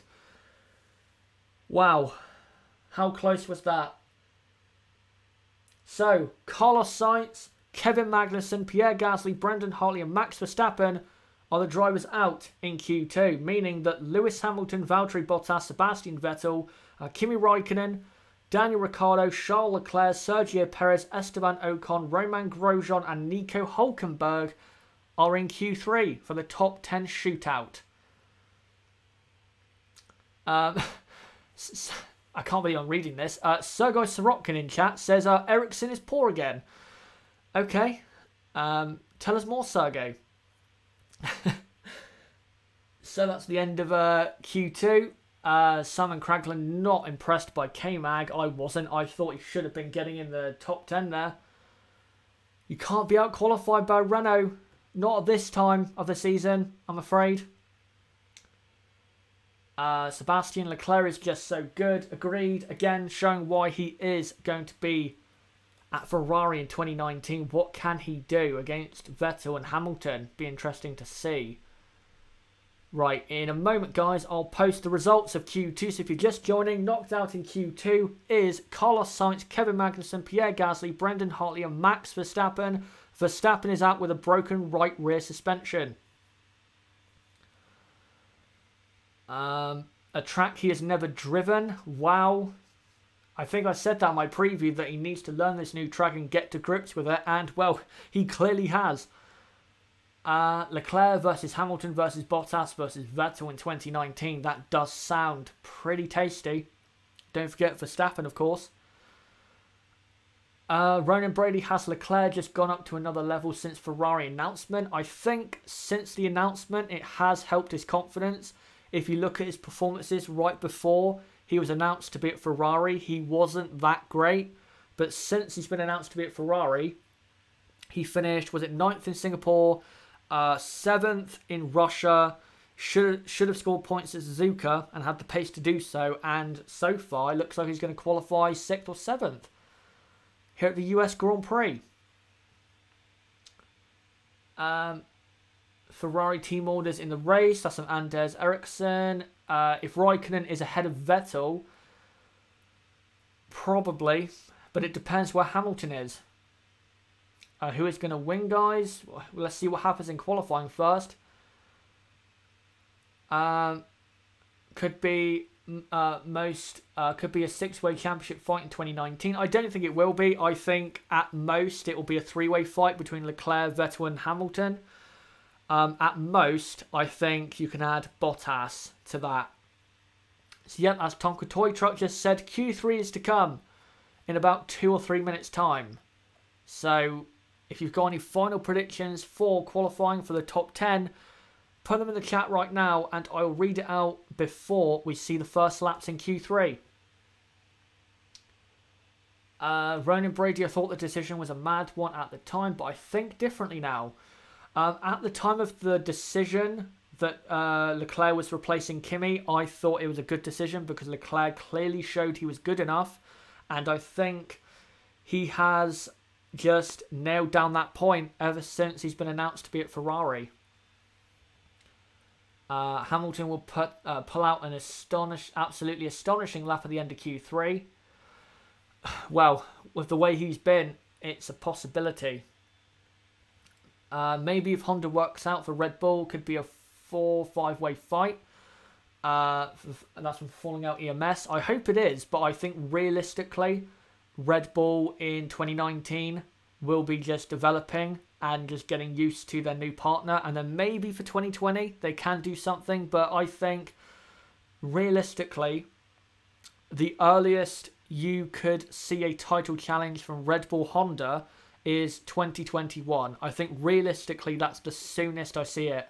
I think 2019, they'll be about where they've been this season. I think 2020, they will be a bit closer and will probably win more races and maybe get a couple more pole positions and a few more podiums. And then 2021, I think Red Bull will step up further. That's only if it goes well, though. If it doesn't, then Red Bull go back to square one. RD, why is the Renault engine so weak? They had 4 years to develop and Honda have more power now. I don't know. I don't know. You're right. They've had so many years to develop. The thing that's disappointing for Renault for me is that, you know, they've been better than Honda in 2015, 2016 and 2017 and probably the first half of this season, and haven't really got any closer to Mercedes and Ferrari. But now Honda are now better than Renault and are getting closer and closer by every race to Mercedes and Ferrari.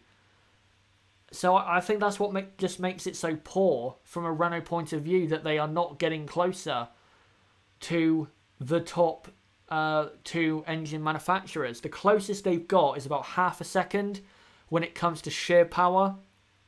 That's the closest they've got. And I'm afraid that's not good enough. You're not going to win a world championship with an engine that is unreliable and at best half a second off the pace. Not going to happen. Not in a month of Sundays. Ronan Brady, 40 more horsepower for Honda than Renault apparently.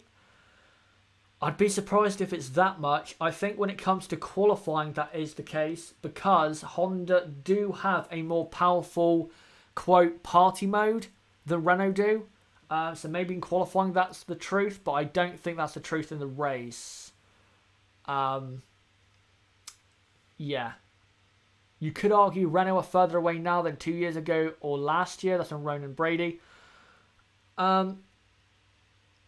Yeah, I think the closest they were was 2016.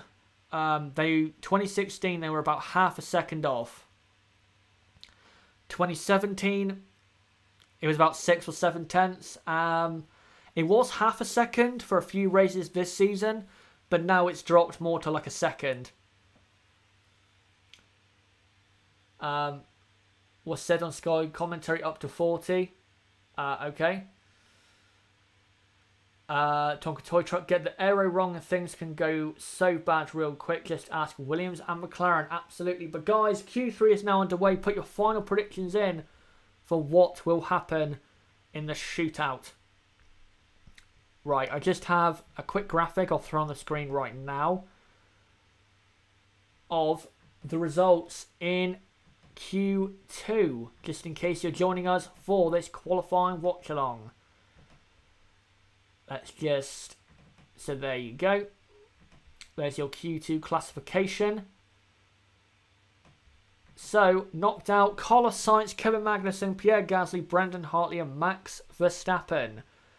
So the top 10 shootout will feature Kimi Raikkonen, Sebastian Vettel, Lewis Hamilton, Valtteri Bottas, Daniel Ricciardo, Charles Leclerc, Romain Grosjean, Esteban Ocon, Sergio Perez and Nico Hülkenberg. Here we go, guys. The first run in Q3. Get ready. Get ready. As Lewis Hamilton now comes up to the final few corners to put in what could be a great lap. But Ferrari look very quick, so Hamilton might not have enough from what we saw in Q2. We'll see what happens. But chances of a Mercedes pole look less than they were, say, at the start of the session. As now Lewis Hamilton final corner, and now let's go with it, and starts his first lap in Q3. Here we go. Scotty asks what happened to Max. He broke his right rear suspension over a, what's it called again? Sausage curve on the exit of turn 15. So Max will start at best in 13th because of the Toro Rosso's penalties. But here comes Hamilton through the first sector, looking very good. That Mercedes looks on rails. And he does do the fastest first sector. Bottas has started his lap also and is ahead. Raikkonen, though, does the fastest first sector, faster than Bottas and Hamilton. Here we go. It's going to be close. Lewis Hamilton now through turn 11 onto the back straight. Do they have the power to hold back Ferrari? Here comes Lewis Hamilton. Valtteri Bottas has done the middle sector. Hamilton is about to complete the middle sector. And does he go faster? Yes, he does. He's faster than Bottas so far on this lap. How is Raikkonen doing, though? Raikkonen, I don't think, has done a faster middle sector.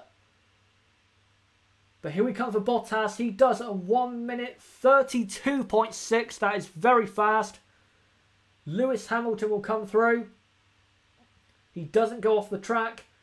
New track record there for Bottas, but that's going to be smashed, I'm sure, in a moment. Here comes Lewis Hamilton. A 1:32.5, a tenth faster. Here comes Kimi Raikkonen, who only goes third and disappoints, only half a second off. That's very disappointing for Kimi. What can Vettel do? Oh, he went off the track there, I think. I think he went off the track. That was very close, though. I need to look back. It might have just been okay. Here comes Vettel and goes second, just under a tenth behind Hamilton. So at the minute, it's Hamilton from Vettel, Bottas third, Raikkonen fourth, Hülkenberg fifth, Ocon sixth, Ricciardo, Grosjean, Perez and Leclerc have not set a lap.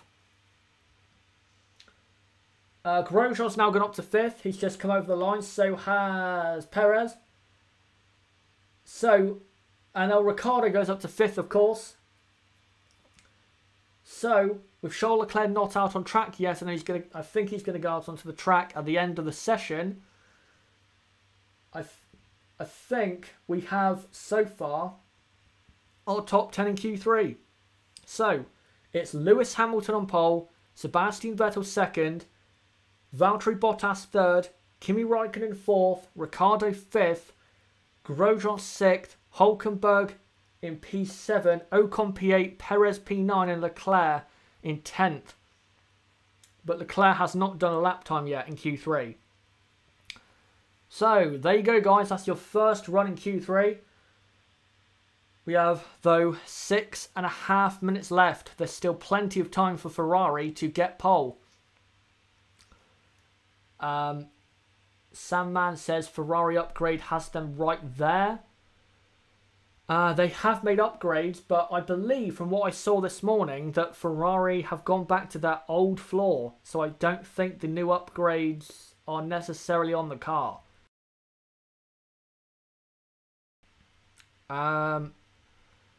Hamilton will get pole, I think. That's on Prussia. Yeah, I think he'll get pole. It'll be close, but I think he will get pole.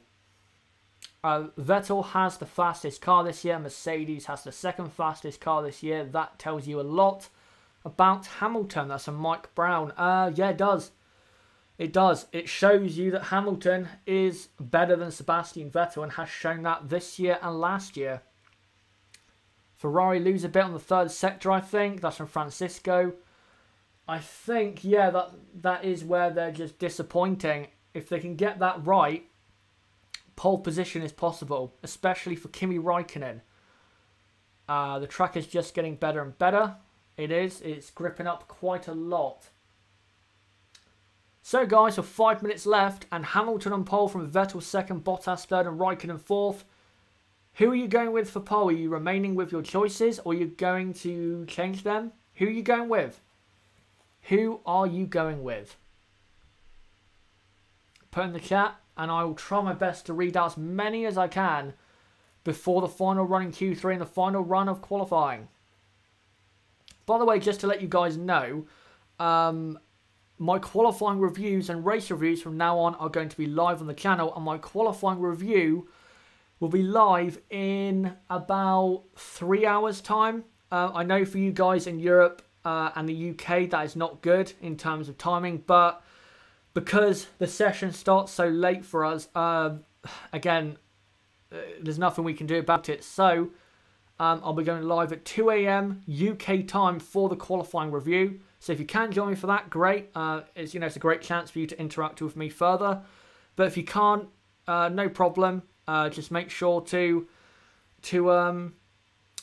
check it out tomorrow in the build-up to the race. Andrew Jury, yes, 2 AM UK time. That's when I'll be going live for the qualifying review. Again, if the timing was better, then I would go live at a more reasonable time, but because the session has started at 10 PM, there's nothing we can do about it. So yeah, but at least for you guys in North America, that's a great time for you. I think it's is it early evening or in the evening for you guys? So hopefully you can all join me for that in about 3 hours time. But here come the cars for the final runs in qualifying. RD, what time will the race review be for tomorrow? The race review will not be tomorrow. The race review live will be Monday, 4 PM UK time until about 5:15 live on the channel. Tomorrow is the race watch along and then the reaction to the race for about an hour, about 45 minutes after the race finishes. But I'll get on to what's coming up on the channel in terms of the next 2 videos at the end of this stream. So don't worry, guys. I'll notify you as to that at the end. Right, here comes Bottas. He's coming up to turns 10, turns 9 and 10, and comes up to turn 11. He's getting ready for his lap. Tonka Toy Truck, 7 hours behind in the US. Yep, that's great for you guys, of course. That's great for you guys in terms of timing. Not great for us, but as I said a few minutes ago, I think it's time we took some pain because you guys take enough pain in terms of having to get up at ridiculous times for races. Bismarck, Joe, Kimi is slow. Yeah, that was a disappointing lap from Kimi. He should have been faster, he really should have been, but are we really surprised? Are we really that surprised? Kimi in qualifying normally isn't that great. He really isn't. So, here we go then. Valtteri Bottas should be starting his lap anytime now. Lewis Hamilton is about to start his lap. So here comes Hamilton through that long right-hander. Oh, they need to be careful here. Do Raikkonen and Hamilton with traffic because you got the Renault there. You don't want to catch that Renault on your fast lap. Is Q3 over? No, it's not. We've got 90 seconds left. As apparently rain is in the area, but I don't think it's going to hit the track right now. So here we go. There's a Renault starting its lap. Kimi Raikkonen starts his lap. And so does... That's Lewis Hamilton starting his lap. I believe Bottas is on his lap as well right now. So here we go. Vettel on his out lap still. Can Hamilton keep pole position? Bottas has gone slower than his best first sector time in Q3. So Bottas not looking good. Raikkonen has improved. What can Hamilton do? Hamilton, oh, his car looks very, very good through there. He is slightly faster in the first sector. Oh, he goes a bit wider than I think he wanted to. In turn 9. Comes into turn 11. And looks fine to me. Now comes onto the back straight. Can he get, or I guess stay on pole? Bottas has improved on his first middle sector time in Q3. Kimi Raikkonen just done the fastest middle sector. Can Kimi take pole? Here comes Hamilton. Hamilton's still going faster. Hamilton looks like he's going to improve by about a tenth. Here comes Valtteri Bottas at the end of Q3. Goes wide. That's going to cost him time. But does go up to second and only half a tenth off Lewis Hamilton. Where will Kimi Raikkonen go? Raikkonen Where will he go here in qualifying? Fastest! Kimi Raikkonen is fastest. 2.5 tenths faster. I'm not sure Lewis can do it. Can he do it? Here comes Hamilton. Final corner. He does go fastest by 0.07 of a second. Hamilton on pole just from Kimi Raikkonen second. Bottas third. But where is Vettel? Even though he's got a grid penalty, what can he do? Here comes Vettel. Can he snatch pole? Sebastian Vettel goes second, but will start in 5th. So Lewis Hamilton will start on pole from Kimi Raikkonen second, Bottas third, Ricciardo fourth, Vettel qualifies second, but will start in 5th with his penalty. Ocon is 6th. Great result, and I told you, the one to watch, Esteban Ocon, and there you go, he's done it. Hulkenberg 7th, great result. Grosjean 8th, Leclerc 9th, and Perez 10th. Hamilton very happy with that, producing again when it matters. Wow, that was very close at the end. Kimi, I have to say, bravo to him for being so close at the end. Hamilton just sneaking in to get pole. Kimi putting a great final lap. Maybe it could have been faster. Maybe it could have been faster, but I think Lewis just had enough pace to get pole. Great end to the session between Mercedes and Ferrari. That's exactly what we want to see between those two teams, is a very close and intense battle. Hopefully we get that tomorrow, with Vettel coming back from 5th and Raikkonen possibly going for the win in 2nd place. Ferrari definitely the quickest car here. That's some Sandman. You know what? I don't know whether to say that or not. They're definitely equal. Maybe, yeah, maybe you're right. They are the faster car. Because Bottas qualified 4th and was a bit disappointing in the dry. Yep, definitely. I think Ferrari are at least equal. If not, yeah, slightly better. Francisco, but I'm happy Kimi did well. I think we all are. So Kimi Raikkonen parks up in 3rd. Hamilton, very happy and will be elated getting another pole position. I believe that's his 83rd, I think someone said in the chat. Bismotto, Ferrari is fast. I called it. That's the Tonka toy truck. But Hamilton is the difference. That's from Simon Craigland. Absolutely, Hamilton is the man making the difference for his team. I think Hamilton might get 100 poles. I think he will. If he continues till the end of 2020, I think he will just about get 100. If the Mercedes car, of course, is still good enough. If it's not, then I don't think he will. But, yeah. RD Seb is not happy. Yeah, I just saw that his team radio graphic pop up, so... Yeah, but, you know... Ferrari are closer than I think they thought they would be. Going to be interesting, says Francisco. It is. That was a good end to Q3. That was the best Q3 probably since Singapore. I think the best Q3 since Singapore for sure. First corner in the race will be very interesting. Yes, it will. Be interesting to see what Kimi Raikkonen does. Hamilton just needs to win. Bottles will try so hard to keep... Or Bottas, I guess you're saying, not Bottles. I will try so hard to keep Vettel behind. And if Vettel passes Bottas, then Raikkonen will have to let Vettel pass. Yep, I agree with that. He will. But of course, he has to actually get up to Raikkonen for that to happen. Dat King Kyle, pole position for Lewis Hamilton, but boy, wasn't that close. It was. That was so close at the end. The top 3 are split by 1/10 of a second, and Kimi Raikkonen will line up behind Hamilton on the front row tomorrow. Absolutely. Kimi Raikkonen on the front row. Great to see Kimi doing well again. His best performance for sure since Monza. If you're just joining, guys, I'm just about to post a small little graphic on the screen of the results of qualifying. Let me just put it on the screen. So Right, hold on. Give me a minute. But keep putting in the chat, guys, for the about 200 people watching live. What did you think of qualifying? And as well, don't forget to subscribe to the channel, either bottom right of the screen, or click on my channel name or link in the description that goes to my channel page.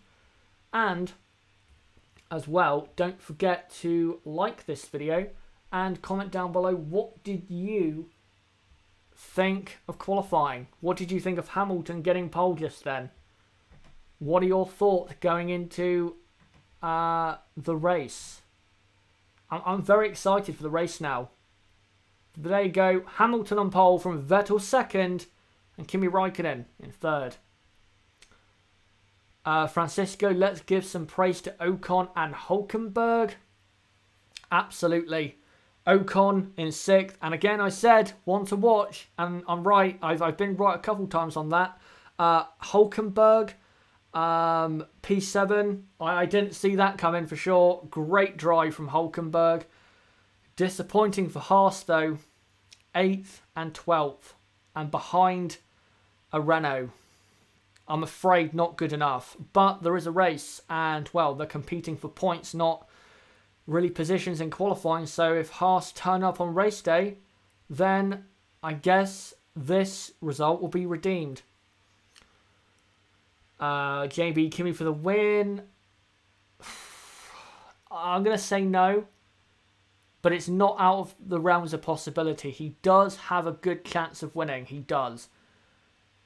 But I don't see it because, you know, we've had plenty of races where Kimi could win the race and then just disappoints. I hope he does though. It'd be great to see him get a final win. Ronan Brady Magnussen is so inconsistent, cost him at McLaren.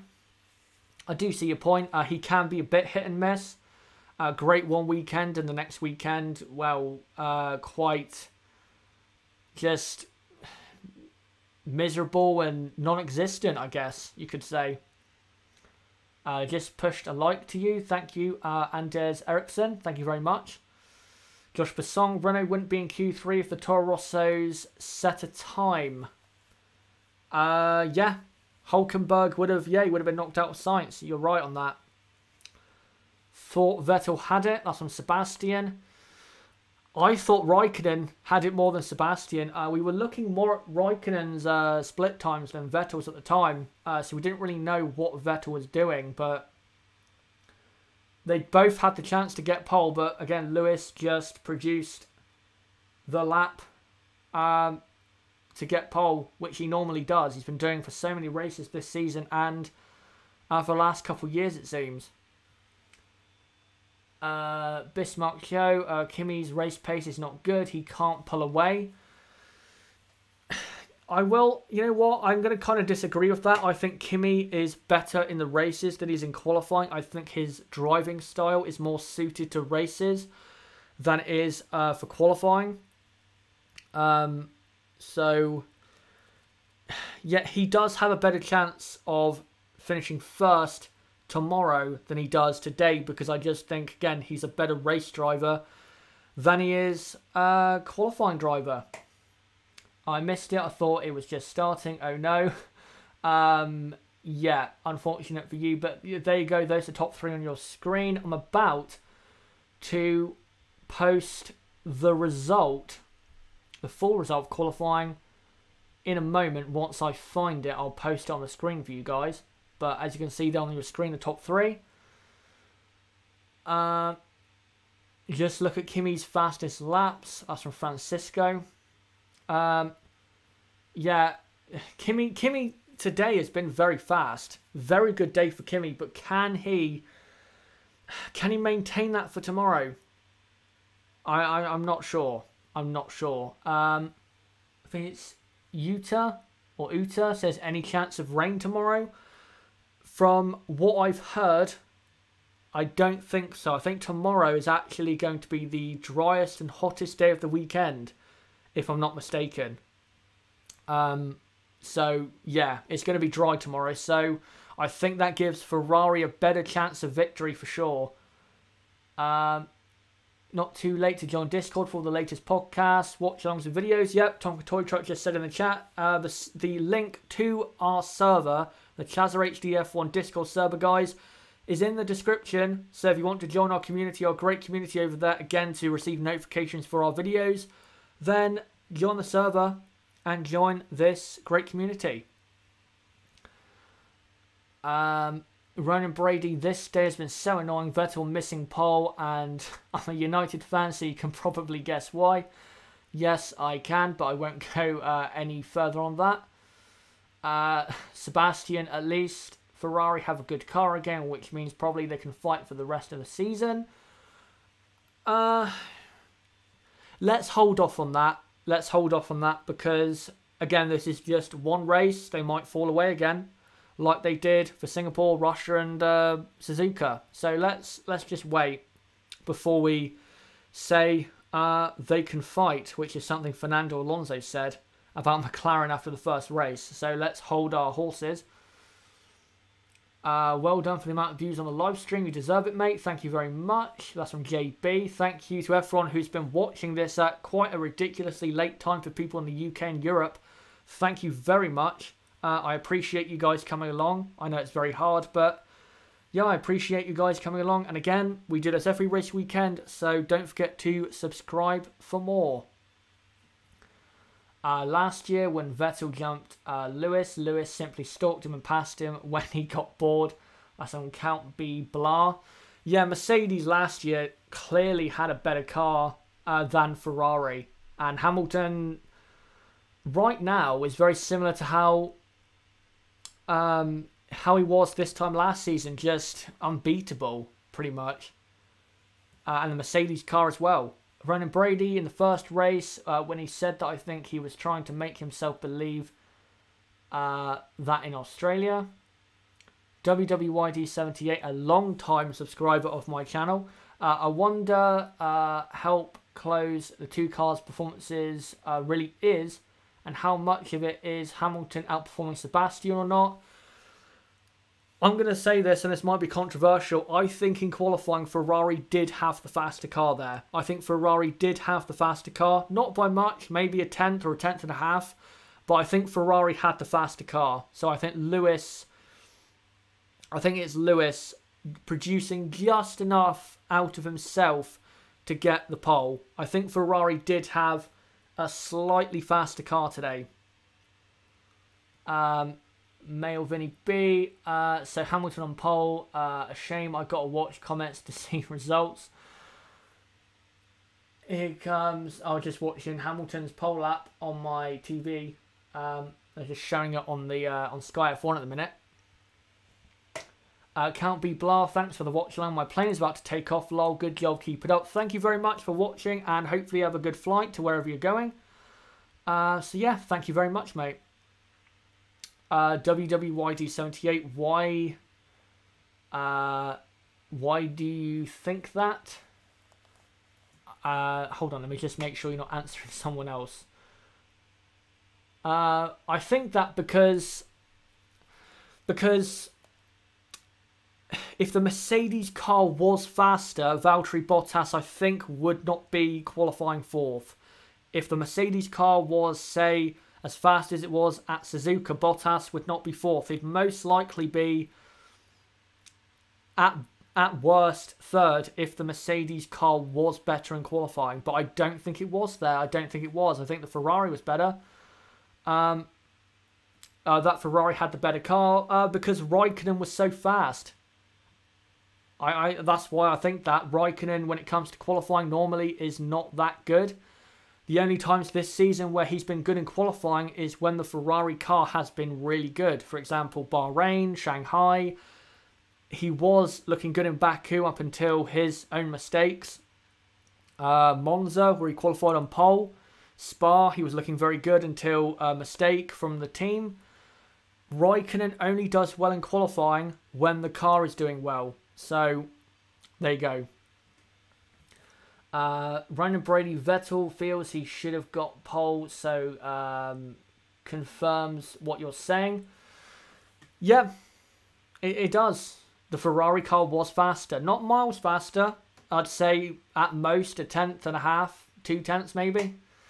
But yeah, the Ferrari car was faster. It was faster. You could see that in Q2, and I think you could see that at the end of Q3.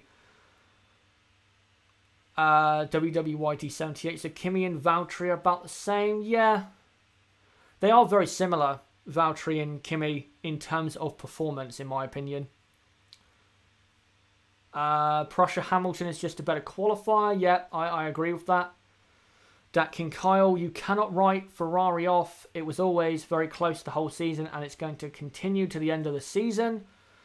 I'm not writing them off, but given what they've done in the last few races, I still don't trust them fully to not bottle it. Valtteri has dominated Kimi these last 2 years for the most part. True, but then again, I think the Mercedes over the last 2 years has been better than the Ferrari. The Mercedes car has been better than the Ferrari in what? In Russia and Suzuka. You had, what was it, Australia, Austria, France, Spain this season. So yeah, you have those races. And 2017, I think most of that season, Mercedes had the faster car. So I think most of that time, Mercedes had a faster car, so that definitely helped Bottas. But yeah. Sebastian, Vettel has always been good in qualifying though. He has, but I don't think he is as good as Lewis Hamilton. I don't think he is. I think Hamilton is the best qualifier on the grid. Vettel is definitely top 3 on the grid for qualifying, in my opinion. He's very, very good when it comes to qualifying. But I don't think he's the best.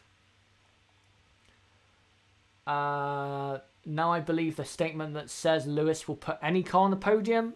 I don't agree with that. I don't think he'd put any car on the podium. I think he would put the Mercedes, Ferrari and Red Bull on a podium. But I don't think he'd be able to do it for Force India. WWYD78, thank you for the answers. You're the best, staying humble regardless of fame. I wouldn't really say I'm famous, but I guess with the channel growing, I am becoming more known, so thanks for that. And yeah, I'm always going to stay humble. Even if I get, 1 million subscribers, I'm not going to, become this completely different person. So yeah, thanks for that. Ham on the podium for McLaren. Some Prussia, Spectra, wouldn't put a Williams. No, he would not. Utah, Vettel is best in messing up in the last moment. Yeah, he can be sometimes, but sometimes he can be good. He's very hit and miss sometimes, I feel, with Sebastian. By the way, guys, just to let you know, we'll be live for another 12 minutes and then I'll come off and start to get the review of qualifying ready for 2 AM UK time. That's about 2.5 hours time. So again, if you can join us, if you're in the UK or Europe, then that'd be great. Of course, that means you can better interact with me. But if you can't, again, no worries. Just make sure you catch up on it tomorrow in the build-up to the race. But for you guys in North America, that's great for you guys, of course. It's prime time. JB, yeah, you're a very humble guy. It's really nice to discuss F1 topics in a respectful way. Thanks for that. I try to keep it as respectful and not ridiculous or over-emotional as I can, like other people do. I try not to let my emotions get the better of me like I have in the past. So, yeah, I try to keep it as civil as possible, but sometimes I can lose my cool, like with Kevin Magnussen at Suzuka. Ronan Brady, Vettel bottles it, but he is naturally quicker than Hamilton.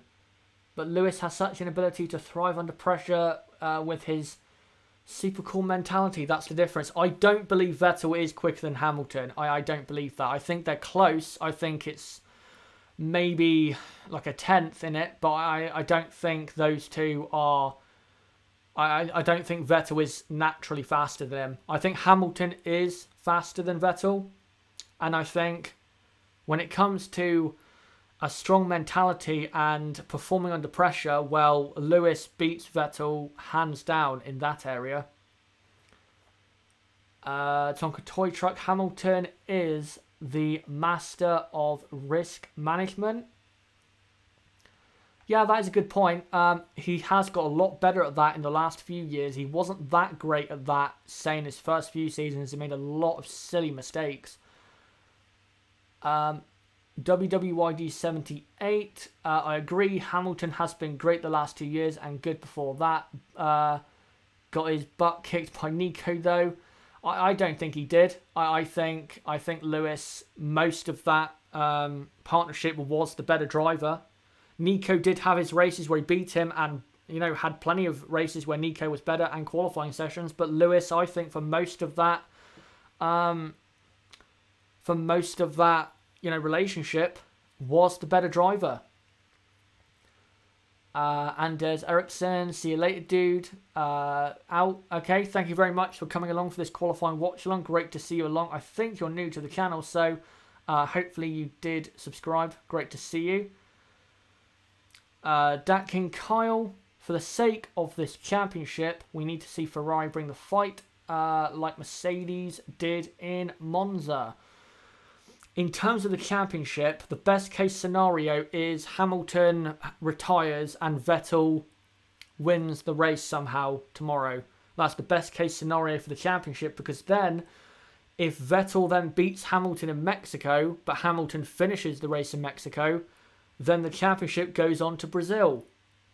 So, yeah. Josh Basong, Vettel regretting leaving Red Bull? No, absolutely not. Red Bull haven't produced a car good enough to win a championship since he left. So, yeah. Scotty Verstappen is the fastest of them all. That Renault donkey is the only thing holding him back. I don't think he is the fastest. If you're talking in terms of qualifying pace, I don't think he is the absolute fastest. But I'd probably say second behind Lewis Hamilton. I think Max, when it comes to qualifying, is a better driver than Sebastian Vettel. But Max has still a lot to learn when it comes to the races. Still makes some silly mistakes sometimes. Mike Brown, Nico said he retired because he couldn't take the pressure. Okay. When will Bottas win the title? That's from JB. I'm going to be brutally honest. Never. I don't see Bottas ever winning the championship. I think at best he's a number 2 driver. That is sad to say. I don't think he's a number 2 driver like, for example, Barrichello at Ferrari with Michael Schumacher. But I think when it gets to the nitty-gritty, he just doesn't have enough to go for a title. He doesn't have enough, I'm afraid. Got to go now. See you tomorrow for the race watch along. That's from Dat King Kyle. See you for the race watch along tomorrow. Thank you for coming along this evening. Josh Basong, Max Verstappen. When will Verstappen win the championship? The earliest I see that is probably 2021 or 2022, something like that. I don't see him winning a title for at least 2 more years because Red Bull are not in a position to do so. Tonka Toy Truck, would be interesting to see Bottas and Ocon race against one another at Mercedes. It would. I think Ocon would beat Bottas. I think Ocon is better. But the thing is, when it comes to Bottas and Ocon for that second Mercedes seat, if Bottas does enough to keep his seat, he should. He shouldn't be kicked out for a guy that most likely is not even going to be racing next season. So, yeah.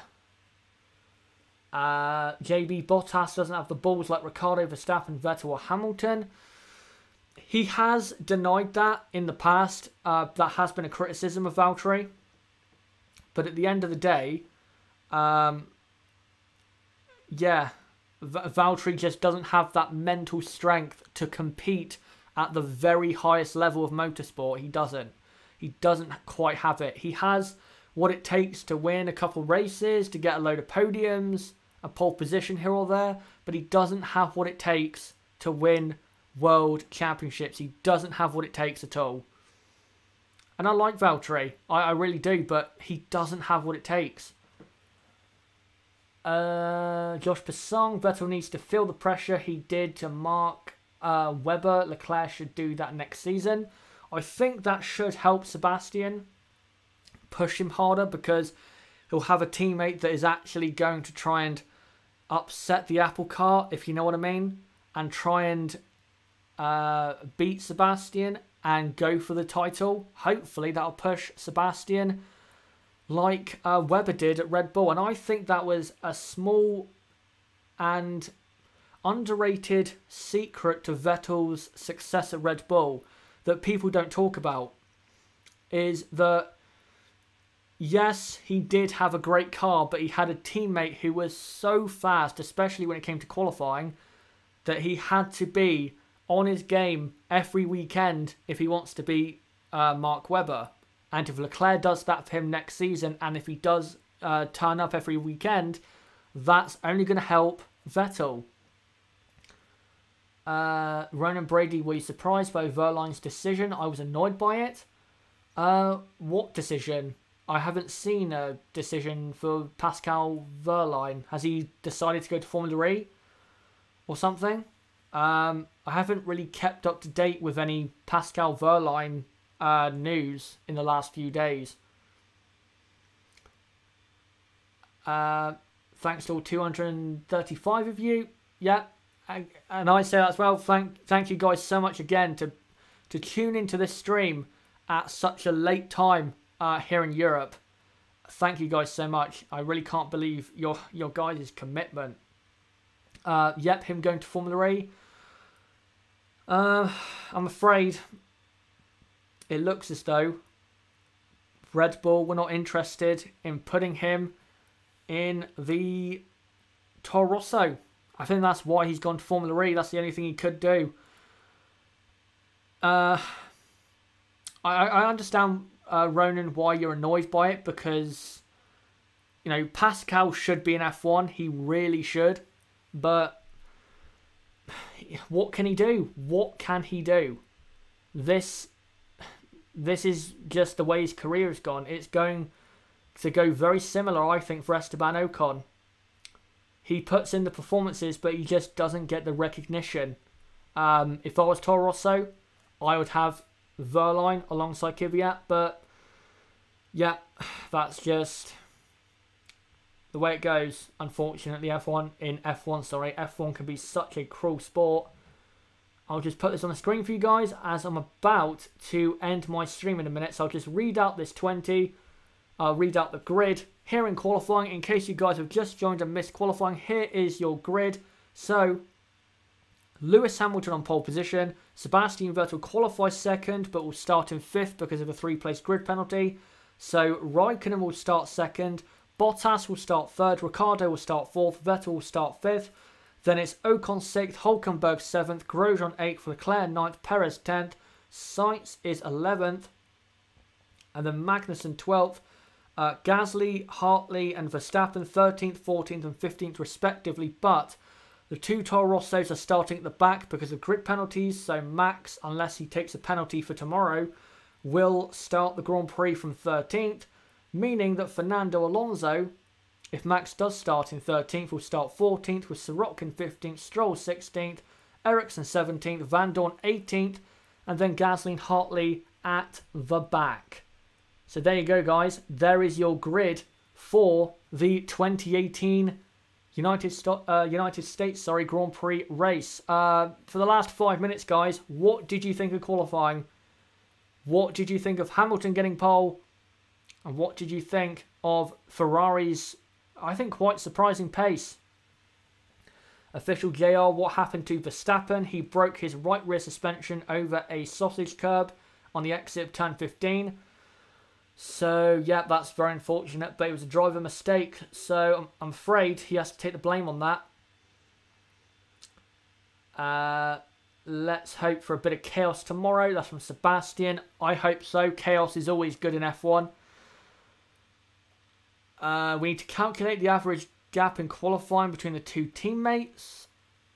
It's pretty hard to tell because, you know, some circuits suit other drivers more than others. So it can fluctuate at certain races. It's not always the same.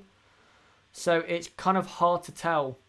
Ronan Brady, I'm off. We'll join tomorrow. Thank you for coming along. Hopefully I will see you tomorrow for that race watch along and race reaction. Right, I'll just make sure, guys, that I catch all your comments. By the way, don't forget to subscribe on the bottom right of the screen or click on my channel name to subscribe to the channel. We do this every race weekend, in case you didn't know. So don't worry, we have you covered every Formula 1 race weekend. Official JR, so Vettel starts in P5. Yes, Vettel will start P5 behind Ricciardo, Bottas, Raikkonen and Hamilton. Which Toro Rosso is starting ahead? It'll be Gasly because he, well, in the results there, he appears ahead of Hartley. So he will start 19th and Hartley in 20th. JB, how are you able to stay up so late? If I was doing this, I would be exhausted. Lol. I'll just let you into maybe a secret. I don't know if this is a secret or not, but with my videos, I do all my videos between 8 PM and about 6 AM. I am definitely more of an evening person than a morning person. Put it that way. So if you comment on a video of mine and it's in the morning in the UK, don't expect an immediate response. I'm just going to say that. Do you have a favourite team or driver? That's from Nathan. My favourite team, and by the way, just before anyone says, oh, you're a fanboy, I'm not, you know, I don't out and out support anyone. I don't care at the end of the day who wins the races. As long as we get great racing, I don't care. So, yeah, just need to clarify that. My favourite team is Ferrari. And then my second favourite is probably Force India. My favourite driver is probably Max Verstappen and then Charles Leclerc.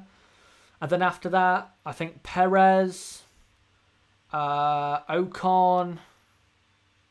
Yeah, I say those are my top 3 or 4 favourite drivers. But probably Max is my favourite driver on the grid. But again, I don't out and out support him. If he doesn't finish a race, but we get a great race, I'm not going to be, oh, you know, the race has been so bad because Max didn't finish. I don't really care. As long as the racing's great, I don't care.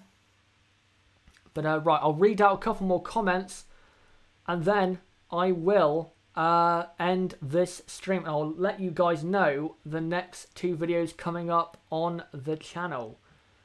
Sebastian Leclerc is very good in qualifying, which is great news for Ferrari. It is for next year. It really is. Just looking for a final couple of comments. That's another one as well. Fernando Alonso. I do like him a lot as well, but because he's not been really at the top. And I have got a bit sick of his complaining, to be honest. He has fallen down, but not massively. Still probably in the top 5 or 6 for me. Scotty, Daniel Ricciardo will never win a championship either. The worst luck since Chris Amon. Yeah, Ricciardo's never going to win a title unless he gets in the in the right car at the right time. That's the only way that's going to happen. Right, guys, put in your final question or comment and I'll read it out before I leave and get the review for qualifying edited, I guess, to go live with at 2 AM in the UK. Ben, is that Hull? Raikkonen is your favourite, just say it. No, he's not my favourite. He's not in my top 5, but probably top 10. Right, hold on, just looking for the final comment or question to end on. If you have one, put it in the chat right now and I will read it out to end this qualifying watch along. Just looking through the chat now to see which one to end on. Right. We'll end on this. This is from Prussia. Do you think Renault can come closer to the top teams in 2019? I think Renault will be closer, but they won't be close really at all in real fact. You know, like right now, I'd say Renault are a second off Red Bull. I think they'll be closer to Red Bull in 2019, but it'll still be 3/4 of a second, something like that. It's not going to be close. They'll be closer, but it's still not going to be competitive in that, I guess, battle still for the front of the midfield for Renault, which they're probably going to be engaged in for 2019. But guys, that is it for this qualifying watch along. Thank you guys for coming along. It has been a great stream as always. Thanks for I think at one point we had about 250 people watching live. Again, thank you so much. And now I will post a picture right here. Let me just change this around a minute. We'll just adjust it. So there you go, guys. These are the next 2 videos coming up on the channel. So at 2 AM UK time, that's in 2.5 hours time, I will do a full 1 hour review of qualifying for you guys. If you turn up, that's great, but if you can't, no problem. Just make sure you catch up on it tomorrow. Tomorrow, I will go live at 6 PM UK time for the race watch along. So for the race watch along, set your alarm clock for then to join me for the 2018 United States Grand Prix. But guys, thank you so much. And I will catch you all hopefully at 2 AM UK time. Don't forget to subscribe on the bottom right of the screen. Click subscribe there or click on my channel name to go to my channel page to subscribe. Like this video and also comment down below what you thought of this video and comment down below what did you think of qualifying here in Austin, Texas. As well, don't forget to join our Discord server. I will post a new link because I think the link has for some reason broken. I don't know why that's happened. But if you come along for the qualifying review, then don't forget to join the Discord server. I'll post a new link for you guys so you can join the great community over there as well. Don't forget to follow me on Twitter. Another great way to keep up to date with my channel. And as well, chazerhd.com. Link in the description. Another way to keep up to date with me here on YouTube. But guys, thank you so much for this qualifying watch along. Has been great, and hopefully I'll see some of you in 2.5 hours time for the review of qualifying.